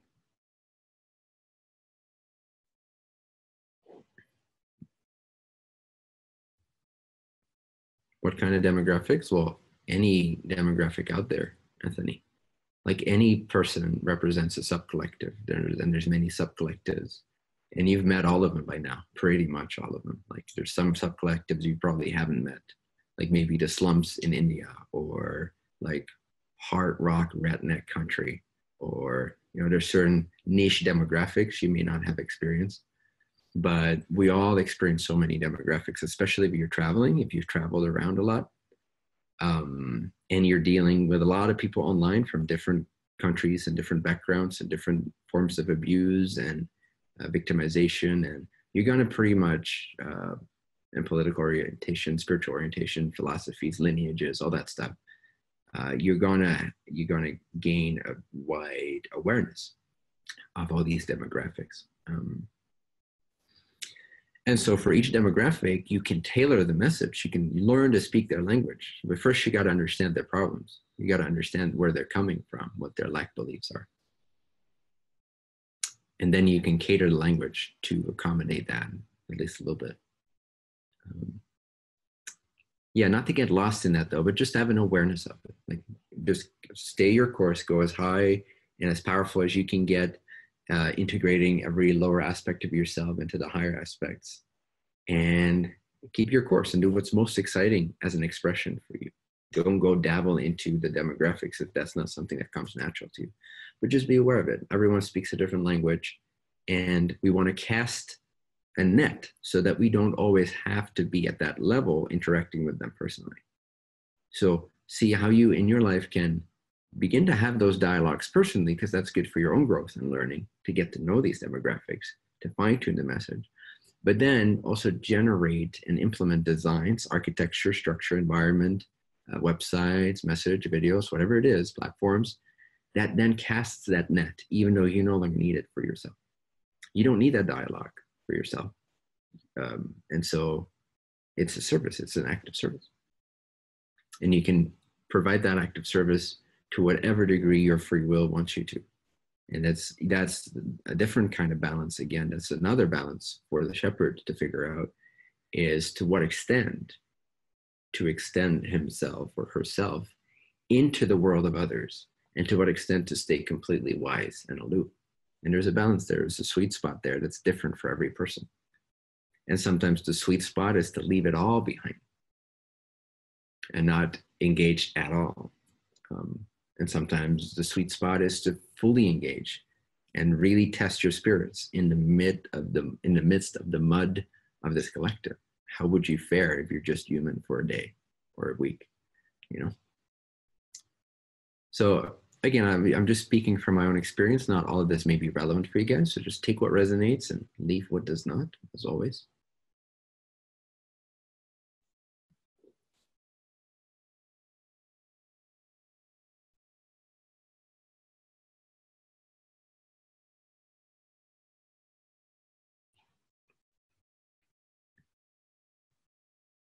Does anyone have a question? Doesn't have to be a sharing like we've done, but if you have any questions about anything I shared today, or in anything that you feel is relevant, let's raise your digital hand.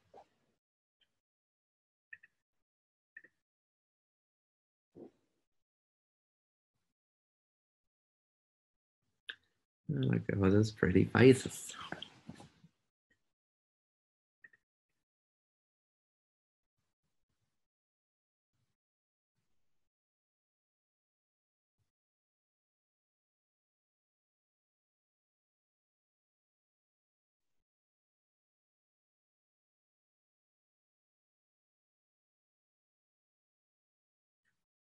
Karen, feel free to unmute yourself. I have a question. Is there a point where you are no longer creating your reality? So in my understanding of what a pure mirror is, it's just the flow of that infinite intelligence that shows up for the highest good of the collective or the individual that's there. So is there a point of no longer, in that reality of the mirror, are you no longer creating your reality? Great question. And this has popped up so many times, like for me intuitively to address in the last week, like in a very condensed manner, like everyone seems to need to know this or want to understand this. So actually, it's part of an article that I wrote. I'm not sure yet if I'm going to publish it. I'd have to look at it again. I just wrote it in one blur, but it addresses this, and it's the point. It's also the point of my critics, so to speak, is for example, they look at the B. Schofield scenario or the Jocelyn thing, and like getting a cascading, getting a sequence of attacks or character attacks or what have you. And then the theory is that I must be attracting this to myself, therefore it confirms the stories. In other words, the stories are accurate and I have something to look at in myself, whether or not that's true. Just hear me out. Because shit seems to be hitting my fan, right? So this seems to be something that I attracted. So people can go online, they can voice whatever their biased thoughts are, and then they can say that that's what I attracted because they wrote it, right? Basically, but do this at a mass scale and it creates this whole scene, and it seems like, okay, well then this is law of attraction. So, and I've not really addressed this a lot before, but there is a difference at a certain stage. It starts to shift, it starts to shift, it starts to shift, it starts to shift. So the law of attraction is still intact, if you will. The law of reflection is still exact, it still works. But what changes is that the person becomes a shepherd, and then the shepherd becomes a mirror. So now the law of attraction operates through that entity. And the entity will continue to learn, at least on a relative level, they'll continue to learn about how to be a better mirror, how to be a pure mirror, how to be a pure, that's the lesson, that's the lesson, that's the lesson. And how to better address the collective that you're here to serve and reflect with less distortions and with greater reflectiveness, with greater precision in language and knowing the demographics and all that stuff. So whereas the person who is self-obsessed and self-consumed, and they don't know that they're self-obsessed and self-consumed, law of attraction is exact and it's 100% reflecting them. So yes, everything that happens in their lives is directly generated by them and for them. Somewhere in the middle, let's say a high-level shepherd will find that it starts to become sort of 50-50, arbitrary number, but let's say 50-50 for sake of ease. So now law of attraction still works, but because the mind of the individual has become more transcendent to the person, no sense of self, and it's starting to become more reflective to the collective that it exists in. So as a result, law of attraction still works, but now it works both ways. So they're responsible for what they create for themselves. But there's also always an element of reflection and playing a role for others and being used in that way. So you're actually, and when you enter into a mirror state, now you actually are completely at the whim. You still have free will, so you could still deny it in a sense. You could choose to not play the game if you really, really wanted it to. But since you don't really have that personal will, and since your natural inclination is to be available and be of service, now the world will law of attract everything it needs to see about itself through your mirror. And so So if from the mirroring state, the law of attraction still works, but it's pointed the other way. With the exception that the mirror entity is still learning, but it's more like one of those FBI interrogation rooms where they're behind glass. But to the participant, to the entity, to the person in the room, it looks like a mirror. They only see themselves, right? And they can only speculate about what's behind the mirror. But the mirror entity is behind the mirror and it's seeing through. And for him, it's transparent. Now, is the mirror not learning anything from the interaction? Yeah, of course. Always. You can't help but observe and learn unless you're completely actively absorbed in the God state or beyond, and that's your only purpose in that moment. Then there is no relative learning because there's no relative world. There's no subject-object. But even if there is a percentage of an awareness of subject-object, there's learning inevitably. So, for example, then people will look in that mirror and they will think that it's what they see in the mirror belongs to the person behind the mirror. Yeah. Right? Which is the mistake, which is why the learning doesn't happen as quickly as it can in an environment where there is trust in that mirror reflectiveness. Doesn't even mean giving up your sovereignty. It just means trusting that that's the process.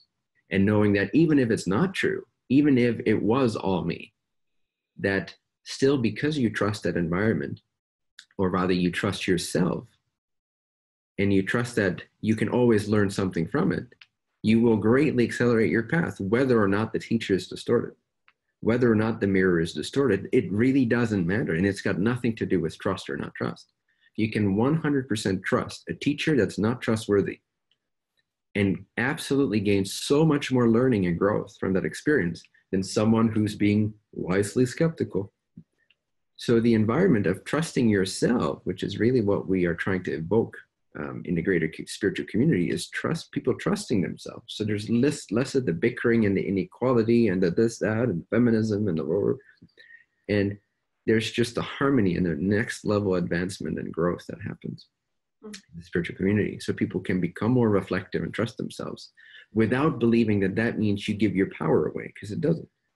It just means you trust yourself to use the reflection in every moment as best as you can, instead of point fingers at other people and blame things on others, right? That's all it is, to trust the environment of a teacher-student relationship, is that you're there looking at yourself. You're not there to find fault in your teacher or mirror or relationship. You're there to learn for yourself, because that's your integral intention.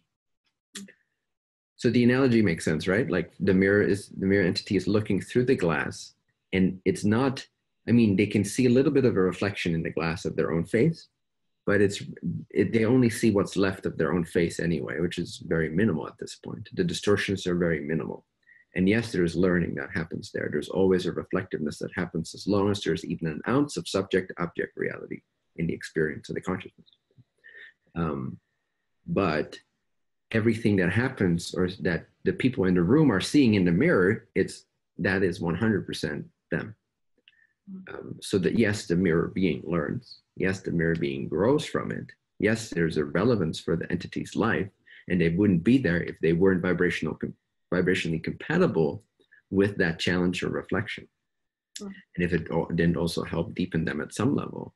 But that doesn't mean that the abuse is real, or in this case, it doesn't mean that what is seen in the mirror of the collective can be projected onto the mirror. Well, it could be done, but it's not accurate. And it's done all the time because people don't know yet how to utilize a mirror. Does that answer your question? Yes. And it was what I was sensing. And one other aspect of it is, you could use you as the example then. When my understanding of the mirror is there is no person that would choose this reality over that reality.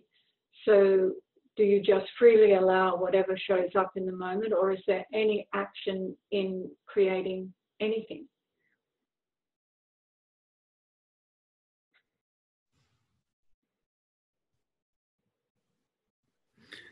For me, it seems to be a process. It's a good question. These are both good questions. They're very subtle, advanced level. I like it.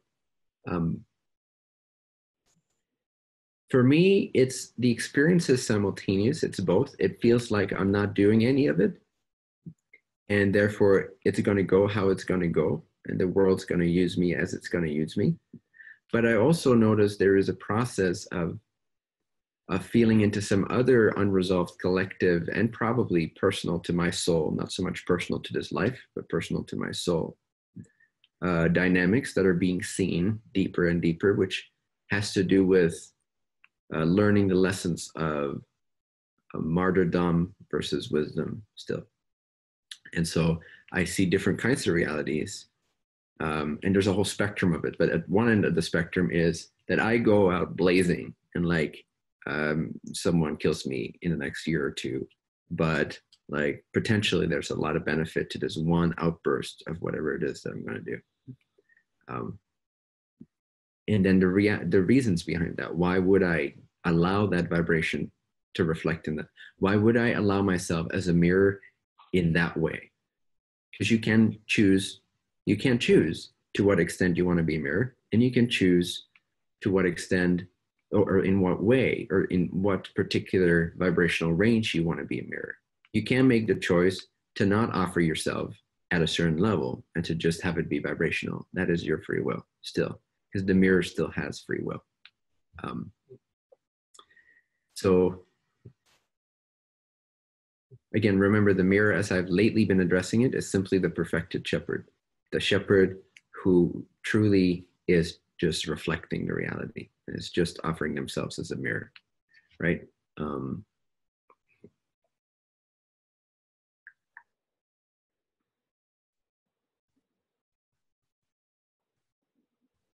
So what I'm exploring is one of these dynamics is I can feel that, and sometimes I can even arouse sort of an old passion for that. So, and it feels like this instinctive, like fight for justice thing, which, and like get it all out there and like take all the risk and like, woo, woo, woo, woo. And then there's a reality that I see that is that's not even really engaged. It's just like chilling in the garden, just like seeing God everywhere and everything, and becoming more like a gateway, like the gateway being as I described, which is not really actually mirroring anything, maybe still teaching in some capacity, but not stepping, not getting dirty, not rolling my sleeves up, not playing with the mud of this world, not making myself available, or very, very minimally making myself available for these games or the political conversations or taking on the counter perspectives. So this would look much more like silence, most likely. I mean, there might be things I'm not seeing. There might be probably there's possibilities of the mirror and the gateway nature that I'm not seeing, of how it could also unfold. But that's my current sort of understanding of that choice or that end of the spectrum. And then I'm somewhere in between right now, and I hover in between. Sometimes I like come out more extremely, put myself out there and kind of like risk anything from my self-image to my safety to all that stuff. And then I'm feeling into to what extent is this a distortion that I'm allowing myself to mirror at this level to this degree because of remaining distortions regarding martyrdom, or like an excess of love unbalanced by wisdom, or like taking this responsibility too personally, which I have a tendency to do. So there's that. And then there's times where I just rest back more. And then I start quote unquote fantasizing / creating / tapping into the energy of, to make it really graphic, it would be, or like an image would be, it's not even exactly this, but this is what I come up with right now. What it represents would be like being on an island with my closest friends, and that's it. And we're just chilling and writing from online and like from a safe space in, like the Hawaiian coconuts kind of shit. Just like sipping on our cocktails and like having a great like house or villa and like enjoying and creating some fun projects whenever we feel like it, and talking online whenever we feel like it. And there's something about that feels really restructuring and good for me sometimes, especially when I do over engage in the dialogues that are going on and the perspectives and the demographics and trying to reflect this and then that and then this and then that and then this and then that, when they're all coming at once and you can never address everyone all at once because they're all moronic in different ways and they're all advanced in different ways and they're all so, right? So then it's like, oh, why the fuck do I do this shit? Like, why am I doing this shit? So I go, I still have my reactions in that sense. I still have my like trying to find the pendulum swing. And also it's not always my imbalance per se. It also relates to the rhythms of what's happening in the collective. So where I place myself, it's not like it's going to be one stable answer. Like, oh, I found my balance. This is it. And before this moment, I was distorted, and now I know what my balance is. It may seem like that, or it may have the illusion of that, but it's also responsiveness, like to even the cosmic rays and the progression that's happening in the solar system and humanity and the purges, the waves of purging that are happening. So it's ever dynamic. It's ever a process of observation, being super tuned in to find that perfect balance in that moment, in that rhythm that's appropriate.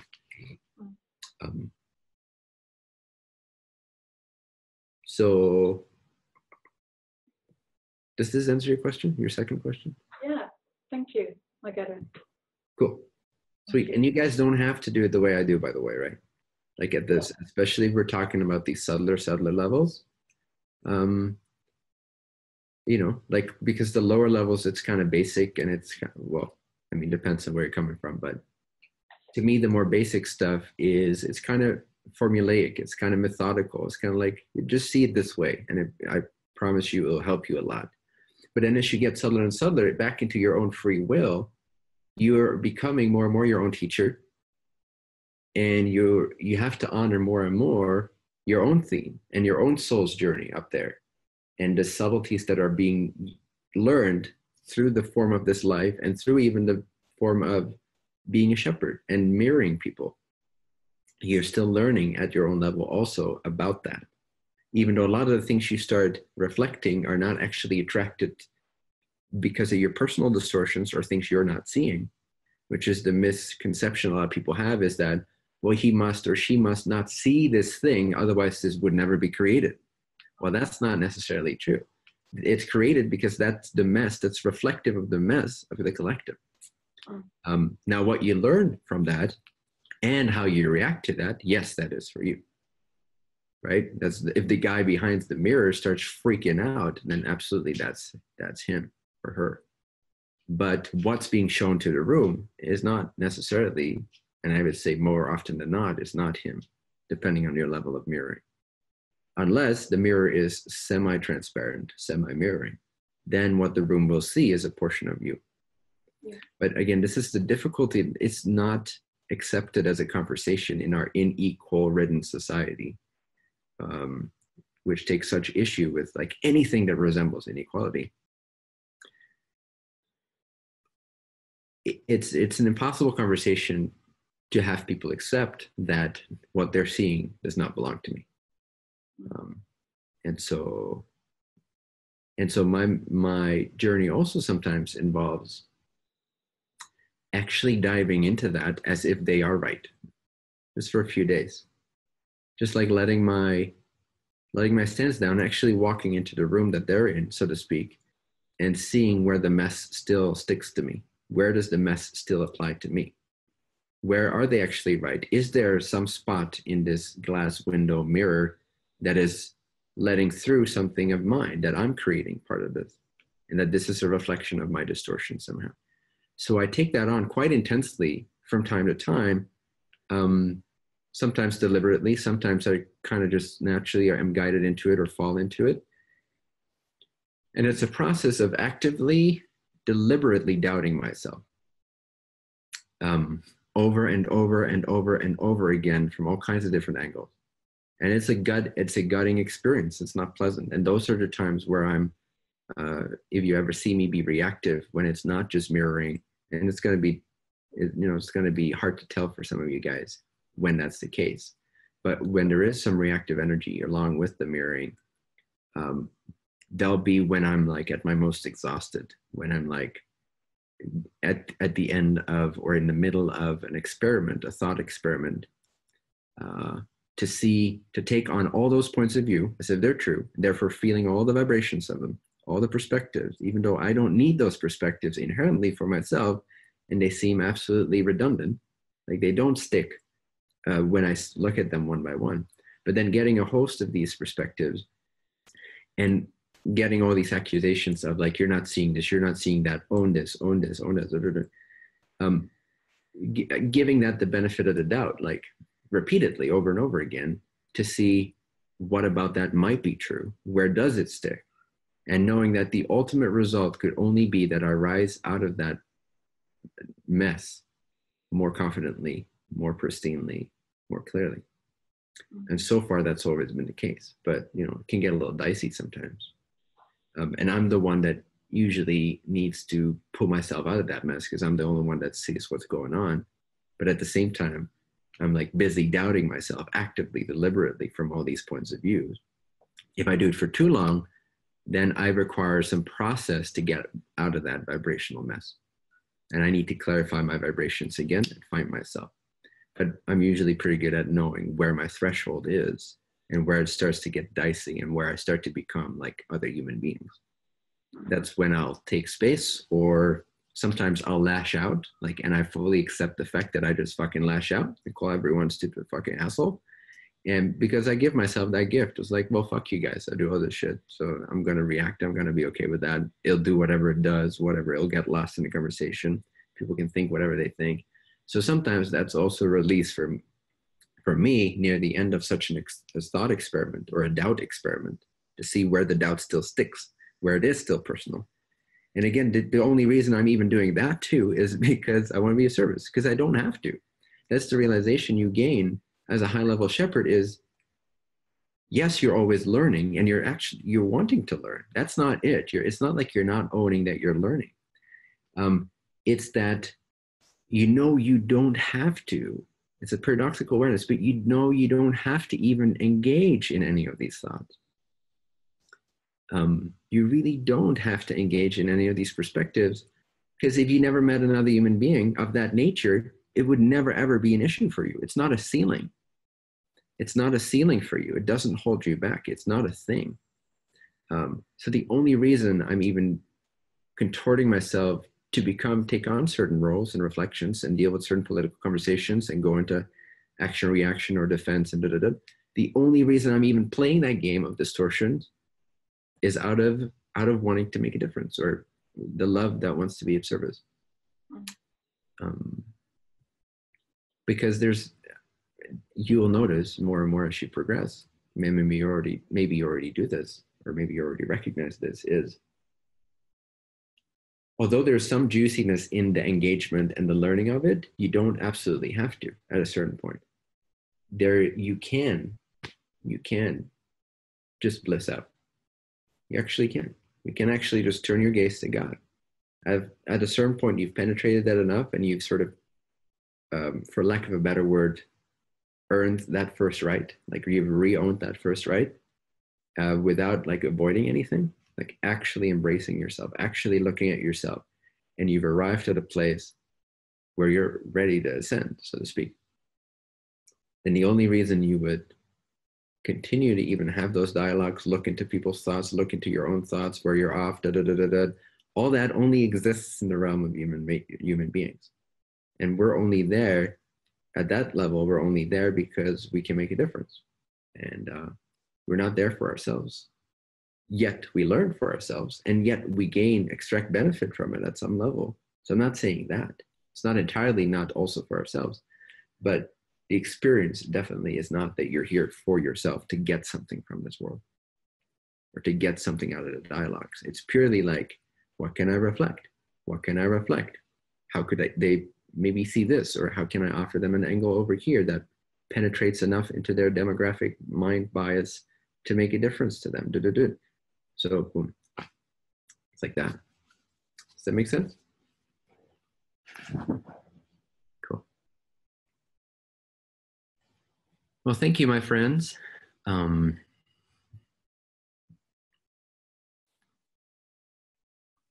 take a deep breath.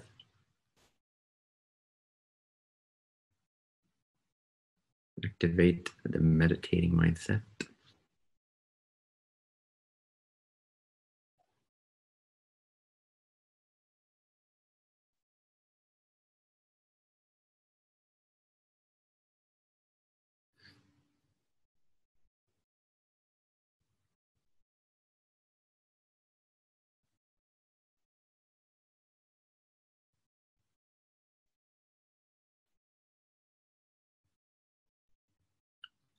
And remember to take baths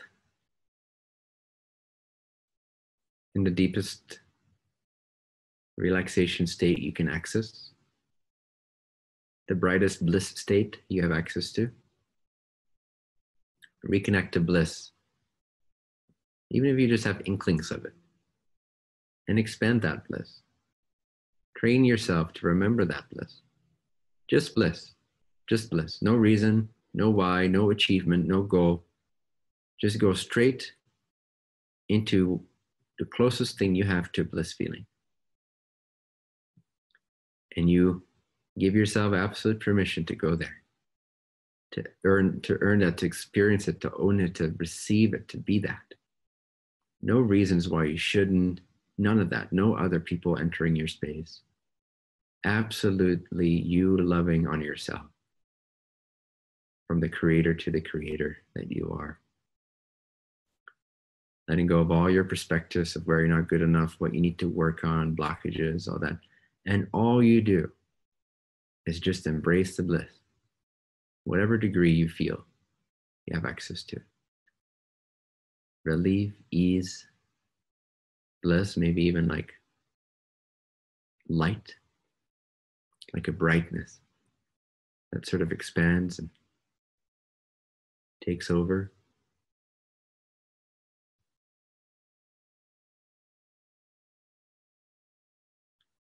Remember to do this frequently so that your energy stay nourished and that you put fuel in the tank. That you reconnect to that highest perspective that will help you contextualize all the challenges in your life, all the dialogues with the people in your life. So that you can over and over again come from that perspective, because my friends, there is nothing more magnetic than a negative mindset. There's nothing more tempting and magnetic than a negative mindset. And you're swimming in a collective of negative mindsets. So it's all the more important that you appreciate and embrace and enter into your aloneness and start to tap into the bliss, which will take you to the all oneness. But this is your gift to yourself, and no one's ever fucking going to remind you of this, except for maybe me or the people here. Not your partner, usually. Not your friends, not your enemies, so to speak. None of them will say like, hey, let's take a break. Let's pause for a second in our dialogue and reconnect to the infinite bliss of the creator that you deserve. We'll fight again afterwards. It's never going to happen. Very unlikely. You can create that with your partner. That's cool. But can't expect that. So you got to, the point being, you have to take this for yourself. You got to learn to put that gas in the tank more and more and more. The harder you're of service, the more you're working with the mud of this world, the more you have to force yourself simultaneously to zoom out, to tap out, to give up, to forgive, to surrender, and to imagine tuning into highest possible realms of light, remembrance, of unity, of home vibrations, of harmony that you can.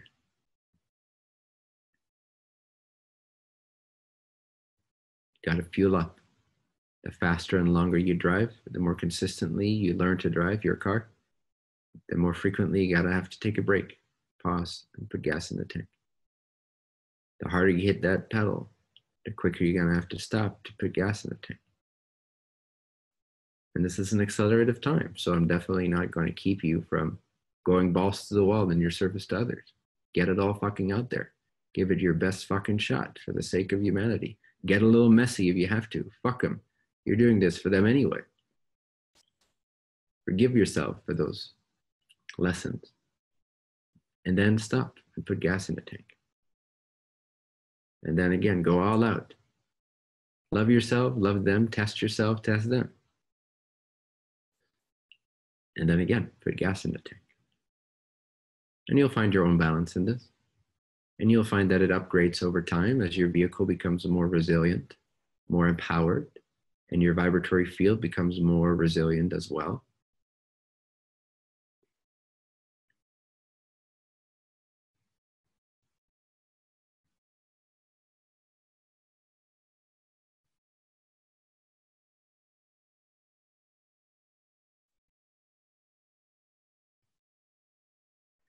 And as our service exhausts itself, and as this world begins to churn and purge and ascend gradually and embrace gradually a new paradigm, the intensity of our service can shift from being of service and reflecting and mirroring and having dialogues and teaching to simply being together, living together, enjoying together, creating together, intuiting together, refueling together, worshiping God together, meditating together.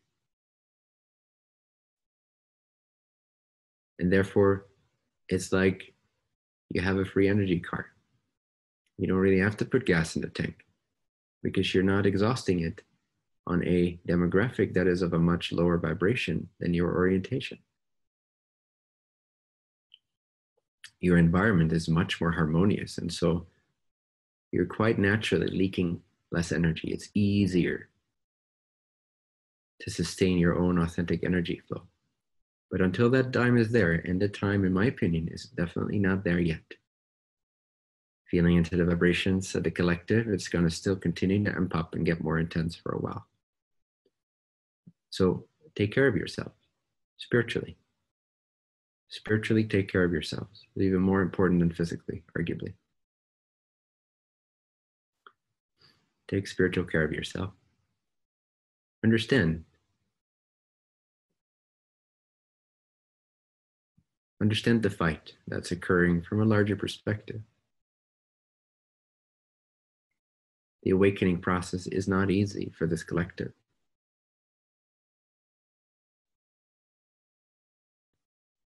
So be patient. Do your work as best as you can with as little expectation of outcome as possible, if any. And put gas in the tank and connect to like-minded souls while you cast a net for the old environment to catch up with whenever they choose to, if they choose to. At the same time, begin also the creation of that new environment with the people right here, for example. Begin to create that new network so that in those environments, you have to be much less vigilant about putting gas in the tank. There's a much more natural, harmonious flow to your everyday life and to flowing from spirit into form. There's much less opposition to deal with in that environment. Also create that. And some beings will be more equipped to gravitate naturally towards that. And some beings are more equipped to do both. And some beings are more equipped to kind of fight in the trenches of the awakening of the collective. And they're very skilled at taking on the mud and not taking it so personally. And somehow that's what they're built for. So don't compare. You each have your own path. But do know that you can be more fearless. Do know that you can make mistakes and that that's okay. Do know that you can make a big difference if you really, really want to, also on a physical level. On a level people's conscious minds can see, recognize, and understand so that they have conscious choice because they're seeing you standing out there, offering something with love and respect and calm. But also you being of service regardless. Not all of you have to join the army, so to speak. Some of you can be politicians or caretakers or nurses or whatever. There is an army component, army-ish component to also the shepherding team, as there is a nourishing component to the shepherding team. And as with any sub-collective that starts to become a social memory complex, a unity consciousness, or group consciousness. Not quite unity consciousness, but group consciousness. Then there is also, as part of that body, there's different body parts. As part of that collective entity, there's different roles, natural, spiritually infused, consciousness infused roles. There's nourishing roles, there's the stable factors, there's the council people, there's the people that fight in the trenches, the front lines of the world out there that cast the nets. So find your own niche in this as well, slowly, gradually. This is not overnight, but start also feeling into your role in the new earth, in the new collective. And what's your role currently? What are you most well equipped to do? What do you feel truly inspired? If you thought big, if you thought powerful, if you gave yourself full freedom to believe in everything you want to do, that you can do that, what would you want to do? Who would you want to be for this collective at this transformational time? And for the people here, what's your role? What's your unique inspiration? And you all have to honor that, because then the puzzle pieces fit together and make an harmonious puzzle. If all of us are fighting at the front lines, addressing these conversations, then we lose some stability. We lose some nourishment. We lose some love. We lose some expansion. We lose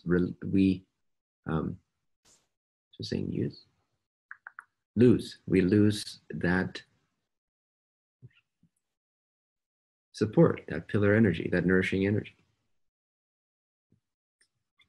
Right? So there's different roles inside of this collective as well, which is exciting. It's fun to consider. It's like there's different roles in the family, naturally. And that's good. So then we can learn to rely on each other. And then each of you guys can reinforce me, and I can reinforce each of you guys. And the same goes from each of you to each of you. That way I can do my job better, because there's this powerful support group. Then that part of the theme of aloneness or carrying the glass vase kind of thing doesn't need to be there, because it doesn't ultimately need to be there. And similarly, each of you have similar themes and similar incompletenesses, because you're carrying something that's unique to you and your mission, when a portion of that is perhaps meant to be shared. And so as a family, we can become much more powerful, and each individual's duty or task can be emphasized and highlighted and fully supported, so that each entity can do exactly what they're made to do as much as possible. And it'll just work in that way. Because if we unite in that way, then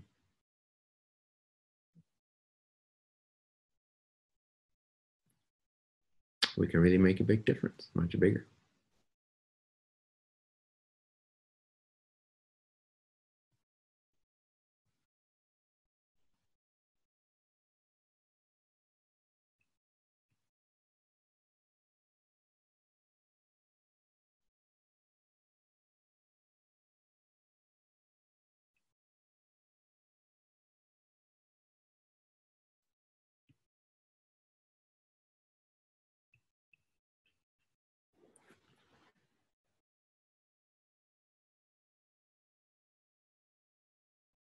We'll have fun. And if I don't totally kill myself before then, I'm looking forward to seeing it all flourish.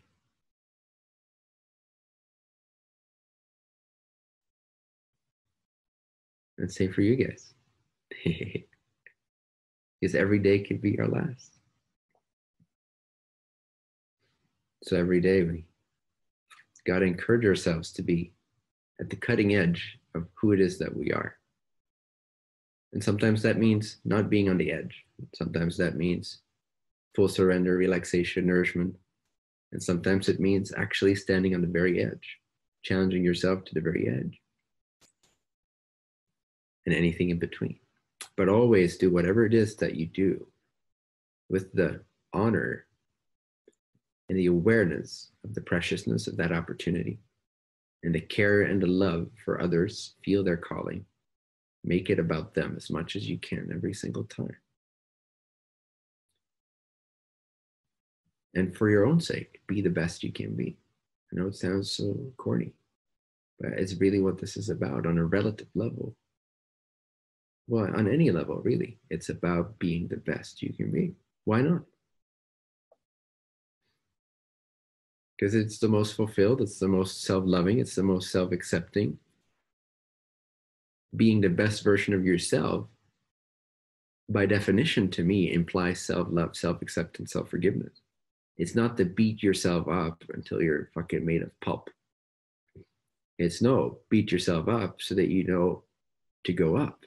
And then when you go up, you'll embrace and you'll be able to love and you'll be able to nourish and forgive all portions of self and raise your self-esteem and your self-worth. So it's not the you're not worthy, beat yourself up, you always got to be on edge. No, it's be the best you can be, not to prove your parents that you're awesome or your friends that you're worth it. No, this is be the best you can be, which means everything, which means be you as you can do you. You as you can possibly fucking be you. Be you. And that has to, at some level, begin to include self-love, forgiveness, realizing your infinite worth. All these things are going to come up as ceilings at some point. When you become more of yourself, oh, you're going to feel where you still believe that's not what you're worthy of. And you're going to bring attention to that. Be real, slow down, love it, see it from a distance, let it be. See the nature of it as love, light, distance, awareness. Allow it to turn into free expression and confidence. And on you go. Be the best you can be. Be the fullest, the wholest you can be. Anyway, I'm over time. We got to leave here anyway. We're just still kind of nomadic, traveling around. Love you guys. See you soon. Again, I feel this actually covered quite a bit, but I still feel the foundation session within the next 1 to 3 weeks, where I just go through different kinds of topics and summarize some topics, enhance some topics, and address some new topics, some new subtleties. But good job at like turning this around as well today, like squeezing more out of it than maybe would have happened otherwise. So good job, whatever you guys did. I'm still being pounded, but there was more of a shielding or something that seemed independent of me. Okay, love you. Bye-bye.